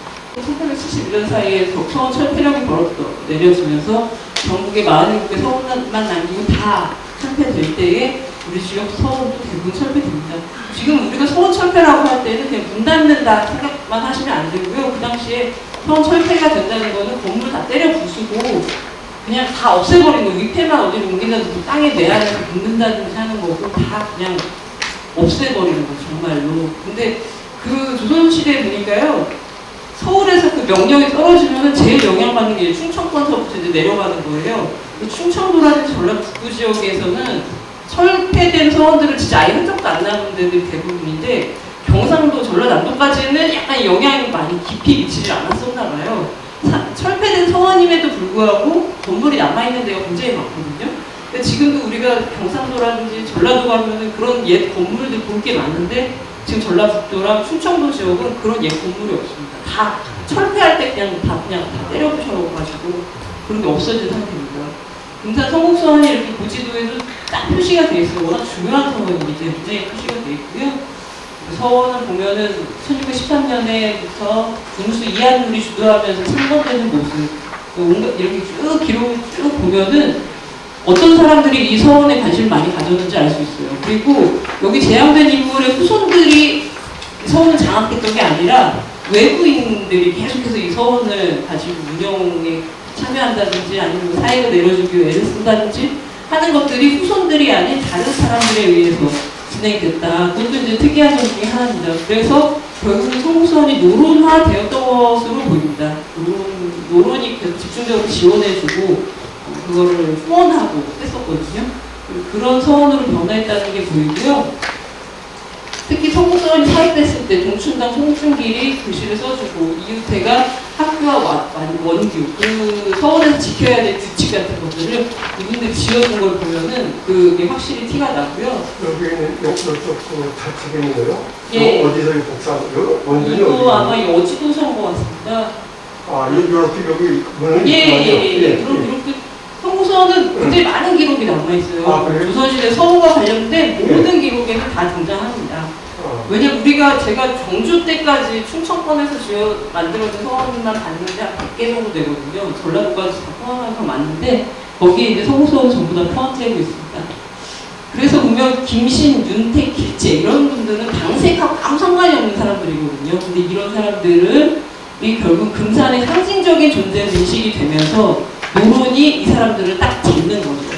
그러니까 엉뚱한 사람 붙잡고 늘어지는 것보다 제일 중요한 사람들을 잡아야 되는 거잖아요. 그러면서 성곡서원이 노론서원으로 변모했다고 보입니다. 그러면서 이제 시간이 점점 지나가면서 이제 우리가 서원이 다 철폐되고 한 다음에 대해서 좀 궁금하셨는데요. 제가 이제 우리가 계속 서원 얘기만 하지만 유교문화에서 중요한 건 향교도 있거든요. 금산향교. 금산향교가 중요한 게 뭐냐면 나중에 서원이 다 철폐되고 하게 되면 서원에서 가지고 있었던 기록물, 재산, 땅 이런 것들이 다 향교로 들어오게 되거든요. 보통 문중서원은 그냥 문중에서 다시 관리하면 되는데 이렇게 사익서원 같은 경우는 그 재산은 어느 한쪽에 속할 수가 없기 때문에 다 향교로 들어오게 되고 또 그 서원에서 활동했던 분들이 다 다시 향교로 들어오게 돼요. 원래 이제 향교를 굉장히 무시했거든요. 지역의 사족들이. 왜 무시했냐면 여기가 특별히 잘 가르치는 선생님이 있는 것도 아니고 나라에서 지원해봤자 너무 찔끔찔끔해서 별 도움이 안 되고 그러니까 향교는 완전히 무시했었어요. 그리고 또 향교에다 적을 둬야만 군대를 안 가거든요. 그러니까 막 일반 백성들도 자꾸 여기 들어오려고 하니까 이게 양반들은 보기 싫은 거죠. 그래서 향교에 발을 끊고 이름만 올려놨다가 자기들은 다 서원에서 활동을 했었는데 서원이 철폐돼 버리니까 다시 향교로 모이게 됩니다. 그래서 우리가 금산향교에 가면 공문서 굉장히 많이 있는데 거기 그 공문서들을 연대별로 쭉 나열해 놓으면은 그런 흐름이 쭉 이렇게 포착이 되고 있어요. 그래서 서원에서 활동했던 그 집안들이 다 정부 향교로 모이면서 자기들끼리 계를 하나 만들어요. 그 계를 만드는 게 이제 제가 뒤에 표시해놨는데 이렇게 계 25개 성씨가 모여서 계를 딱 만들거든요. 이 계에 들어있는 성씨만 보면은 하나같이 다 어떤 서원에 있었던 집안들입니다. 그 집안들이 서원 철폐되면서 다 이쪽으로 모이고 또 향교에는 원래 서원에서 활동 안 했던 다른 집 사람들도 있거든요. 이 사람들은 다 빼버렸어요. 자기들끼리만 딱 뭉치거든요. 굉장히 보수적으로 그 유림이 결속되는 게 바로 이 향교 기록에서 보이고 있어요. 그러다가 나중에 보면 이 기록하고 재밌는 게 뭐냐면 이 다음 때 나오는 기록, 1800년대, 1900년대 초반 뭐 이런 때 기록에서 보면 향교를 대대적으로 중건했었던 적이 있는데 그때 이제 다 수령금 같은 거 받잖아요. 찬조금 목록을 쫙 봤더니 이 성씨들은 당연히 찬조금을 냈고 새롭게 등장하는 사람들도 찬조금을 내는데 보니까 이 새롭게 등장하는 성씨들이 25개 성씨보다 찬조금을 보통은 거의 10배 가까이 더 많이 내고 있는 게 확인이 됩니다. 그러니까 요 향교 안에서 그런 좀 차이가 있었다고 보여주고 있어요. 이 집안들은 난 돈 조금 내도 난 인정받으니까 괜찮은데 새로 들어오는 집안들은 뭔가 더 많이 내고 거기에 이제 소속하려고 애를 쓰는 그런 것들이 이제 향교 기록들에서 보이게 되는 거죠. 그래서 서원 철폐령 이후에는 바로 아까 말씀드린 것처럼 그렇게 서원으로 모였다. 그런 것들을 바로 우리가 향교에 남아있는 기록을 통해 알 수 있다. 이런 것들을 말씀드리면서 전체적인 큰 흐름을 오늘은 설명을 해드렸습니다. 너무 지루하셨을 텐데. 아니요.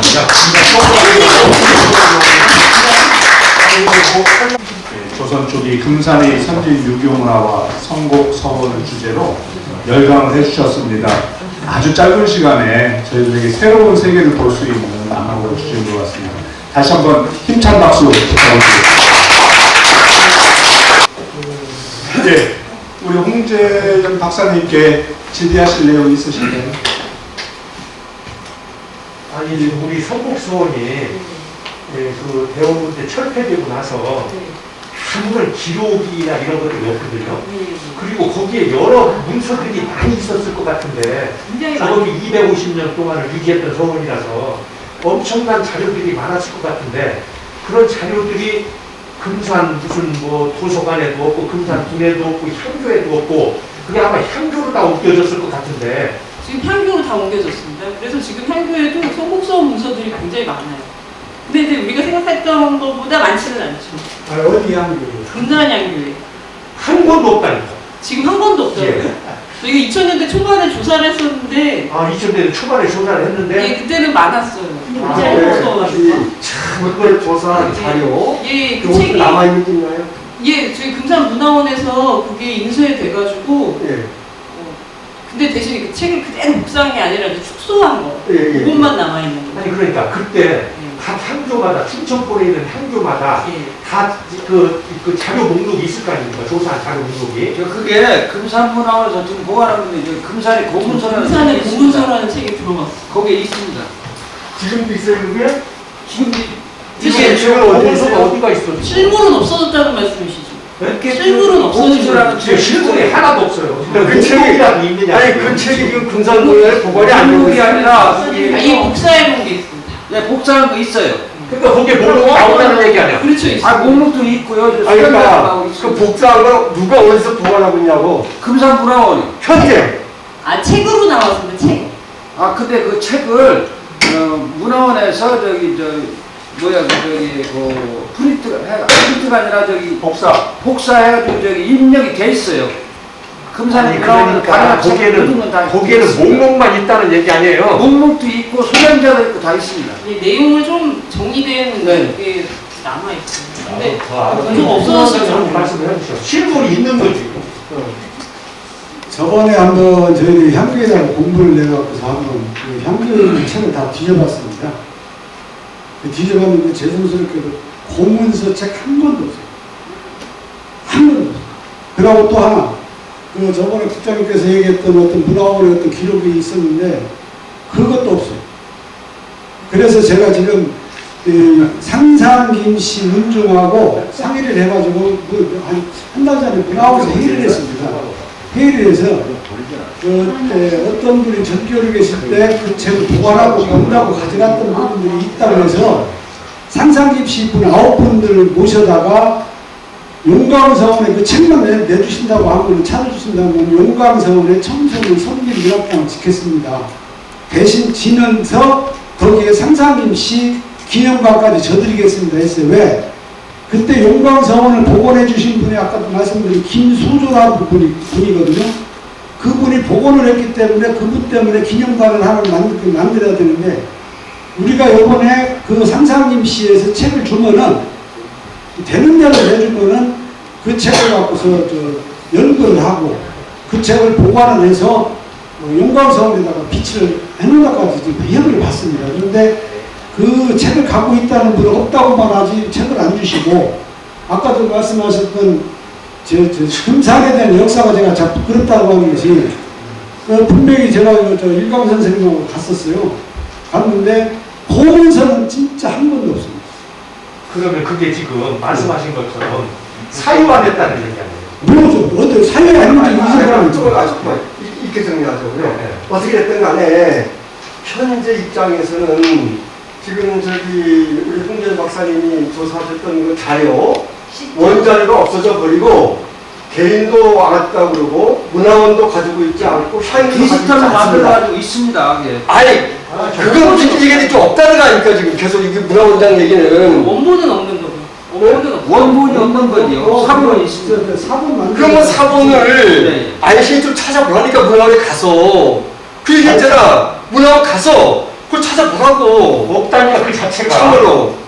그러니까 지금 문제는 우리가 선곡소원 복원을 이렇게 포럼에서 선곡소원 복원 문제를 이렇게 몇 달간 하고 있음에도 불구하고 안심이 있다고 그러고 문화원에 없다고 그러고 이게 말되는 소린가? 맹관이 문화원에서는 저희 경직장님한테 물어보세요. 아니 그게 아니고 같이 해봤어요. 그런데 그 금산군에서 역사 박물관이 생길 때 문화원에 있던 고소들을 다 그걸 가져갔습니다. 그러니까 아직 그건 찾아보도록 하고 가만있어 봐. 그건 찾아보도록 하고 내가 여쭙고 싶은 거는 있으면 찾으면 되고 아니 진짜 없을 때요. 홍 박사님. 우리가 선곡소원 자료를 지금 다시 조사를 하려고 할 수 있는 건지, 이건 만약에 우리가 군이나 어디서 용역을 만약에 용역을 충남역사문화연구소에 용역을 맡기면 역사원에서 충남문화역사관에서 이걸 자료를 모아줄 수 있는 건지 그걸 좀 알고 싶어요. 이게 서원에서 자기들이 갖고 있는 생산된 자료 이런 게 가장 중요하긴 한데요. 그렇죠. 문제는 그게 없다는 거고, 다만 2000년대 초반에 향교에 있는 향교가 소장한 모든 공문서를 정리하는 과정에서 한국서 문서도 일부 이제 포함이 됐던 거고요. 향교 문서를 정리할 때는 향교 문서가 많았죠. 그 안에 일부 홍소에 들어있었다 정도입니다. 그래서 아마 이제 필요한 거는, 그리고 성북서원의 그 자료들 대체로 보면 다 사람 이름 명단 이런 책들이 많아요. 우리 역사 공부하는 사람들 그게 굉장히 중요하거든요. 시기별로 어떤 이름이 들어가는지. 근데 그런 것만 쭉 정리된 책이 많기 때문에 만약에 복원을 생각하신다고 하면 사실 또 그거 큰 도움은 안 되죠. 사람 명단이니까.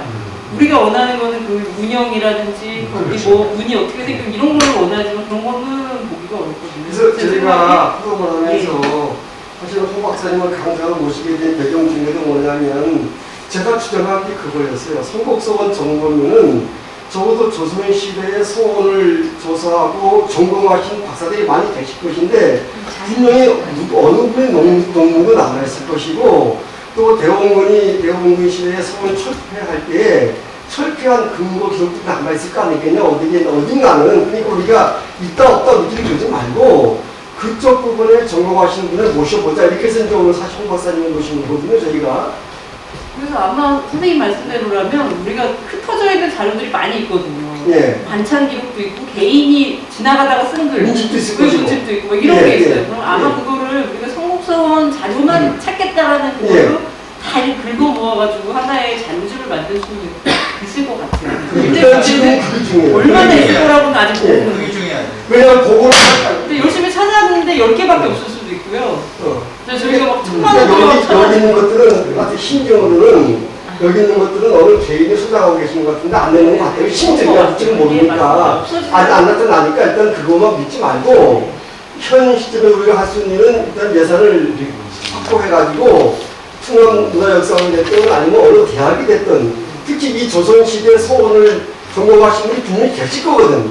그분한테 이걸 맡겨서 현재 있는 자료를 최대한 뽑아내는 것, 이게 지금 급한 것 같아요. 지금도 보면 이유태가 쓴 글 같은 게 있을 거란 말이에요. 그렇죠. 그럼 예. 이유태 문집을 찾아봐야 되는 거예요. 여기도 상당히 중요합니다. 이런 말이 같은 건 내가 딱 눈에 띄는 게. 예. 예.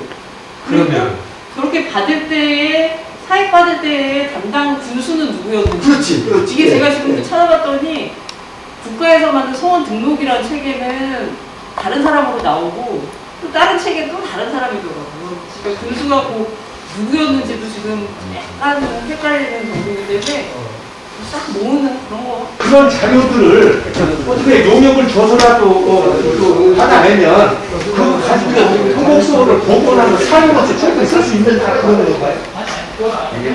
선생님들이 이제 복원할 때 생각하는 건물에 대한 경우 사실 거의 없어요. 그렇지, 그렇지. 저희는 그건 거의 못 봤고요. 네, 그렇지. 보통 그냥 이때 일어난 일들, 몇 년도에 사익을 누가 신청을 해가지고 받았다 뭐 이런 거라든지. 그러니까 그런 부분들은 그 성곡서원의 그 하드웨어 그걸 복원하는 데는 크게 도움이 되지 않지 않느냐. 콘텐츠를 쓸 수 있는 거. 그렇지. 그 시대에 그런 곳에 사업 돼 있지 않아요.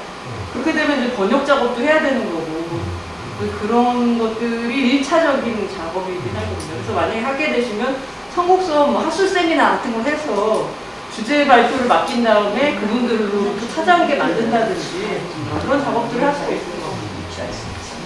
그런데 상당히 혼선이 많이 있고 또 빠진 부분도 많이 있다고 말씀하셨는데 그러면 지금 이제 충남 지금 백지문화연구소인가요? 지금 충남 역사문화. 예, 충남 역사문화연구원하고 전북 역사문화연구원도 있을 거 아닙니까? 그쪽하고 뭐 이런 교류나 이런 거 통해 가지고 금산에 관한 그러니까 옛날에 금주연에 관한 그런 연구에 대한 어떤 그런 것들이 되어 있습니까? 전국에서 이렇게 도에서 출연기관으로 역사문화연구원 같은 데 만든 데는 충남밖에 없어가지고요. 전북에 없어요? 예, 전북에는 없고, 충남만 있어요? 네, 충남만 있습니다. 그래서 전북도 근데 그런 단체들, 뭐 기관들이 많이 있어요. 대학도 있고 하다 보니까. 근데 아무래도 전라도 그 지역에서는 현재 전라북도, 전라남도에 관심을 가질 수밖에 없고 충남도 마찬가지거든요. 현재 충남에 관심을 가질 때 저희 같은 조선시대 전공하는 사람들 입장에서는 충청도를 보게 되면 여기 금산이 빠지게 되잖아요. 조선시대에는 여기가 전라도였으니까요. 그래서 서로 연구를 좀 잘 안 하게 되는 그런 지역이 바로 금산이에요. 사각지대구나. 예, 맞습니다. 근데 이제 이렇게 시기적 역사적으로 보면 여기가 영남, 전라도, 경상, 이제 충청도가 다 모이는 자리이기 때문에 저렇게 인물이라든지 굉장히 선진적인 사상이 들어오고 하는 게 그런 지리적인 특징 때문에 가능하지 않았나 그런 생각이 듭니다. 여기에도 속하지 않으니까 그냥 빠들림 받아서 그냥 속들어요. 근데 이제 모이는 거죠. 다양한 사람들이 들어왔다가 나가고. 그러다 보니까 이제 제가 이제 이치대첩에 대해서 좀 관심이 좀 많은데 이치대첩에 대한 연구 자체도 전라북도에서 진안이나 완주군에서 하는 거하고 또 뭐 충청남도에서는 뭐 전혀 거기에 대해서 관심도 없는 거 같고 그러다 보니까 이치대첩에 대한 사실은 임진왜란 초기 전투에서 굉장히 큰 전공을 세웠던 그런 거에 대한 연구가 전혀 안 돼 있다는 거예요. 충남에서 조금 관심이 먼 편이에요. 특히 조선시대 역사 관련해서. 조선시대를 정리하다 보니까 여기가 자꾸 제외되는 거죠. 어떻게 보면 금산에서 좀 더 금산군에서 예산을 들여가지고 사업을 한다든지 하면서 이걸 자꾸만 뭔가 씨앗을 던져줘야 되는데 그런 것들이 필요하긴 합니다. 그래야지 관심을 가질 수 있어요. 이번 성곡서원을 계기로 해서 충남 역사문화 중심이 될 것 연구원하고 같아요. 그런 걸 좀 맺어나갈 수 있는 계기가 될 것 같으네요. 예, 맞습니다. 근데 저희도 근데 사실은 시군에서 사업이 들어오면 하거든요. 근데 제가 한 연구원에 한 18년 다니면서 보니까 금산군 사업이 별로 없었어요. 네, 금산군 사업은 왜 별로 없는지 모르겠는데. 시군 예산이 들어와야 이제 도 예산이 금산은 예, 문화예술에 대해서 관심이 필요하고 분들이 없었나 봐요. 그래서 금산군에서도 만약 그런 거를 예산을 만들고 막 뭔가 하면은 저희도 그 명분이 되는 거예요. 같이 할 수 있는. 여기 배트째 올라가면은 비가 엄청나게 큰 비가 있어요. 그래서 이게 뭔가 이렇게 봐서 쭉 읽어봤더니 거기는 이제 완주군에서 만들어 놓은 건데 번일장군의 부관묘더라고요. 그렇게 당시에 그걸 거창하게 해놨어요. 전국에서 한 게 아니라 네. 장수 황씨 문중에서 한 거예요. 아, 황씨 문중에서 예, 문중에서 했어요. 그럼 황영 황진 장군 금산이 이치대첩 때문에 전라북도랑 딱 경계라서 지금 막 서로 좀 어렵잖아요. 서천도 마찬가지고 서천은 진포대첩이라고 고려 말 그러니까 외구 관련된 대첩지가 있거든요. 근데 그 진포가 군산하고 딱 서천에 경계해가지고 여기는 또 전라도에서 싹 가져갔어요. 그래서 지금 이치대첩도 마찬가지로 전북 지역에서 훨씬 관심이 많고, 약간 이 경계 지역들이 보니까 충남보다는 전북에서 많이 가져갔어요. 예, 문화가 없으면 정치도 없고 결국은 모든 것을 이렇게 다 뺏기게 되는 것 같아요. 오늘 많은 걸 저희들이 느끼게 되는 것 같습니다. 예, 그러면 홍재현 박사님 저 질의 있으시면 더 하시고 없으면 홍재현 박사님에 대한 질의 없으신가요? 예, 없으시면 예. 그동안 수고 많으셨습니다. 다시 한번 홍재현 박사 부탁드리겠습니다. 잠깐만 좀 계시면 예. 우리 그러면 이기만 예, 우리 대표님께서 우리 아까 장호위원장께서 우리 인문역사위원회에서 해야 할 앞으로의 사업 과제들을 좀 세세히 설명을 드렸어야겠는데 시간이 너무 짧다 보니까 그 제대로 말씀을 못 드린 것 같아서 앞으로 좀 잠깐 말씀을 하라고 그러는데, 하여간 저희 사업의 첫 번째는 성북서원의 복원과 그 다음에 유교정신문화원의 건립이다. 성북서원의 중요성은 이미 다 홍기열 박사님께서 말씀을 해주셨고, 그게 제대로 복원이 안 될 것 같으니까 유교정신문화원까지를 얹어서 예산을 따기 위한 작전을 해간 그것까지 얹어가지고 만들어서 그냥 우리 그 유교정신, 유교문화, 또 충과효의 선비정신, 또 전통의 가치 이런 것들을 교육하고 체험할 수 있는 그런 열린 공간으로 만들겠다고 하는 게 첫 번째 사업이고, 두 번째는 이제 순례길, 인지대라 때 이치대첩 청전지하고 700호총하고 또 우리 이완근 그 같은 위원인 그 남유채국장인 그분이 오랜 세월 제한군인의 회장을 하면서 여러 안보단체하고 연계해서 600군지 전투지역에다가 안보공원을 지금 추진을 하고 있습니다. 많이 소리가 되어 있는데, 그 안보공원이 완성이 되면 그것까지를 연결한 안보 순례길을 만들어서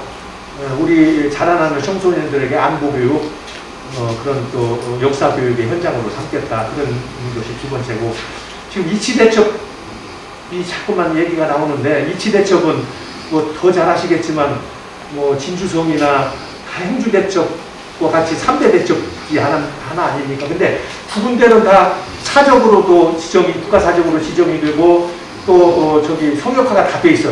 이치대첩만 빠져 있습니다. 근데 이치대첩의 중요성은 정말 임진왜란 때 우리 초기에 육지전투가 어려움을 겪었잖아요. 그때 육지전투가 어려울 때 최초의 승전지가 육전 승전지가 이치대첩입니다. 그리고 그걸 계기로 해서 우리 임진왜란 때 초기 전투를 역전시킬 수 있는 그런 발판을 만들었던 데가 이치대첩 청전입니다. 그런데다가 그 중요한 호남을 방어하고 지켜냈잖아요. 그게 얼마나 중요하냐. 이순신 장군의 배후진을 안정시켰다고요. 전라도가 온전함으로써 보급이나 병참이나 이런 차원에서 이순신 장군의 활동 부대를 안정화시켜서 임진왜란을 조개 매듭 지을 수 있는 그런 계기를 마련했던 엄청나게 중요한 전투 지역인데도 불구하고 왜 안 되고 있는지 우리는 그 이유를 잘 모르겠어요. 그래서 좀 더 군이나 우리 포럼이나 우리 행정당국에서도 좀 더 세세히 들여다보고 추진 동력을 찾아내야 된다. 그래서 이치대첩의 그 성역화, 국가사적 지정 이런 부분에 대해서도 우리 포럼이 앞으로 해야 할 큰 과제 중에 하나다. 그런 말씀을 드리고, 또 이제 세 번째는 이제 진산 성지가 그런 중요성을 가지고 있었음에도 불구하고 윤지충이라든지 권상현 이런 초기에 신유박쥐가 생기기 벌써 10년 전에 그런 저기를 해서 그래서 천주교 역사상 굉장히 그런 의미를 갖고 있음에도 불구하고 제대로 천주교 신자들이 찾는 성지화가 제대로 좀 미미했었는데, 이번에 우리 유태식 같은 위원이신 그분이 진산 성당의 추진위원 사목회장을 하면서 추진위원장을 하고 계시는데, 지난 3월 말인가 축성식을 주교님을 모시고 새로 크게 짓는 축성식을 했습니다. 근데 그 산자락이 엄청나게 좋은 위치에다가 솔밭에다가 아마 당진에 있는 솔매성지보다도 더 좋은 지역에다가 아주 멋지게 성당을 지금 지려고 지금 하고 있거든요. 그게 완성이 되면 아마 전국의 천주교 신자들이 많이 찾는 그런 성지 순례길이 되지 않을까 그런 생각을 하면서, 그래서 또 우리 말씀이 이주충이나 권사면에 생가도 같이 복원해서 거기를 관광 명소로 좀 만들겠다, 그런 사업이 저희들의 사업으로 또 추가가 되어 있습니다. 사실 말씀드렸습니다. 이상입니다. 네. 그러면 예, 우리 이준환 대표님 말씀도 들으셨고요. 아까 전체적으로 강의를 해주신 우리 장호 문화원장님 말씀 다 우리 정리했는데요. 두 분께 혹시 질문하실 내용이 있을까요? 성곡서원 복원에 관련된 또 전반적인 부분에 대해서 질문 있으실까요? 그럼 말씀 더 질문 없으신 걸로 알고 마무리는 우리 조현환 이사장님께서 마무리 말씀해 주시겠습니다. 아이고, 오늘 이렇게 어린이날, 어버이날 껴있는 이 연휴에 이 토요일날 좋은 날 포럼에 오셔가지고 긴 시간 동안 같이 해주신 배우분 여러분 진심으로 반갑습니다. 고맙습니다. 특별히 이제 저희 포럼이 올해부터 5개위원회로 이렇게 활동을 시작을 했는데, 첫 번째로 이제 인문역사위원회가 주관하는 첫 번째 포럼입니다. 그런데 우리 이금환 대표님께서 인문역사위원회를 맡으시고, 또 우리 장호 원장님께서 인문역사위원장을 맡으셨는데, 두 분이서 우리가 3월에 한락하던 거 이제 5월에 했는데, 올 연초서부터 이 포럼 때문에 자주 모이시고 위원들끼리 또 회합하시고 준비하시고 하시는 모습을 보면서 정말로 이렇게 포럼이 제대로 돌아가는 것 같다, 그런 생각을 가졌습니다. 다시 한번 우리 인문역사위원 여러분, 특별히 우리 장호 원장님과 이금환 우리 대표님께 큰 박수로 수고하셨다고. 뭐 우리가 포럼을 할 때마다 또 이렇게 둘레길 답사할 때마다 늘 정말로 열정적으로 열과 성과 혼을 다하시는 우리 장 원장님 정말로 고맙고 감사하고요. 뭐라고 다 이유 말할 수가 없습니다. 다시 한번 우리 흥경 박사님, 저희가 좀 진작에 모셨어야 되는데 오늘 듣고 보니까 앞으로 좀 종종 만나야 될 것 같아요. 오늘 정말로 저희가 궁금했던 가려운 부분들을 정확하게 짚어가면서 이렇게 강의해 주셔가지고 얼마나 감사한지 모르겠습니다. 금사 포럼이 앞으로 하고자 하는 일에 우리 충남 역사문화연구원 우리 홍현 박사님 그쪽하고 많은 협력이 좀 이루어져야 되겠다. 특히 아까 좀 뼈아픈 지적을 하셨는데, 어차피 충남문화역사연구원에서는 뭐 도에서 예산 받아서 이렇게 일을 하는데 어디를 더 많이 하고 어디를 더 적게 하고 하는 것은 그 지역에서 요구를 해야 해주는 거거든요. 근데 우리 금산 지역에서 이렇게 현안이 많은데도 불구하고 요구가 별로 없었다는 것에 대해서 저희가 아주 뼈저리게 아주 뼈아픈 충고를 받아들이고 저희가 열심히 해가지고 내년부터는 제발 금산 좀 그만 좀 요구하라고 그렇게 할 때까지 열심히 좀 괴롭혀드려야 되겠다, 그런 생각을 한번 했습니다. 다시 한번 우리 홍정 박사님께 앞으로 잘 부탁드립니다.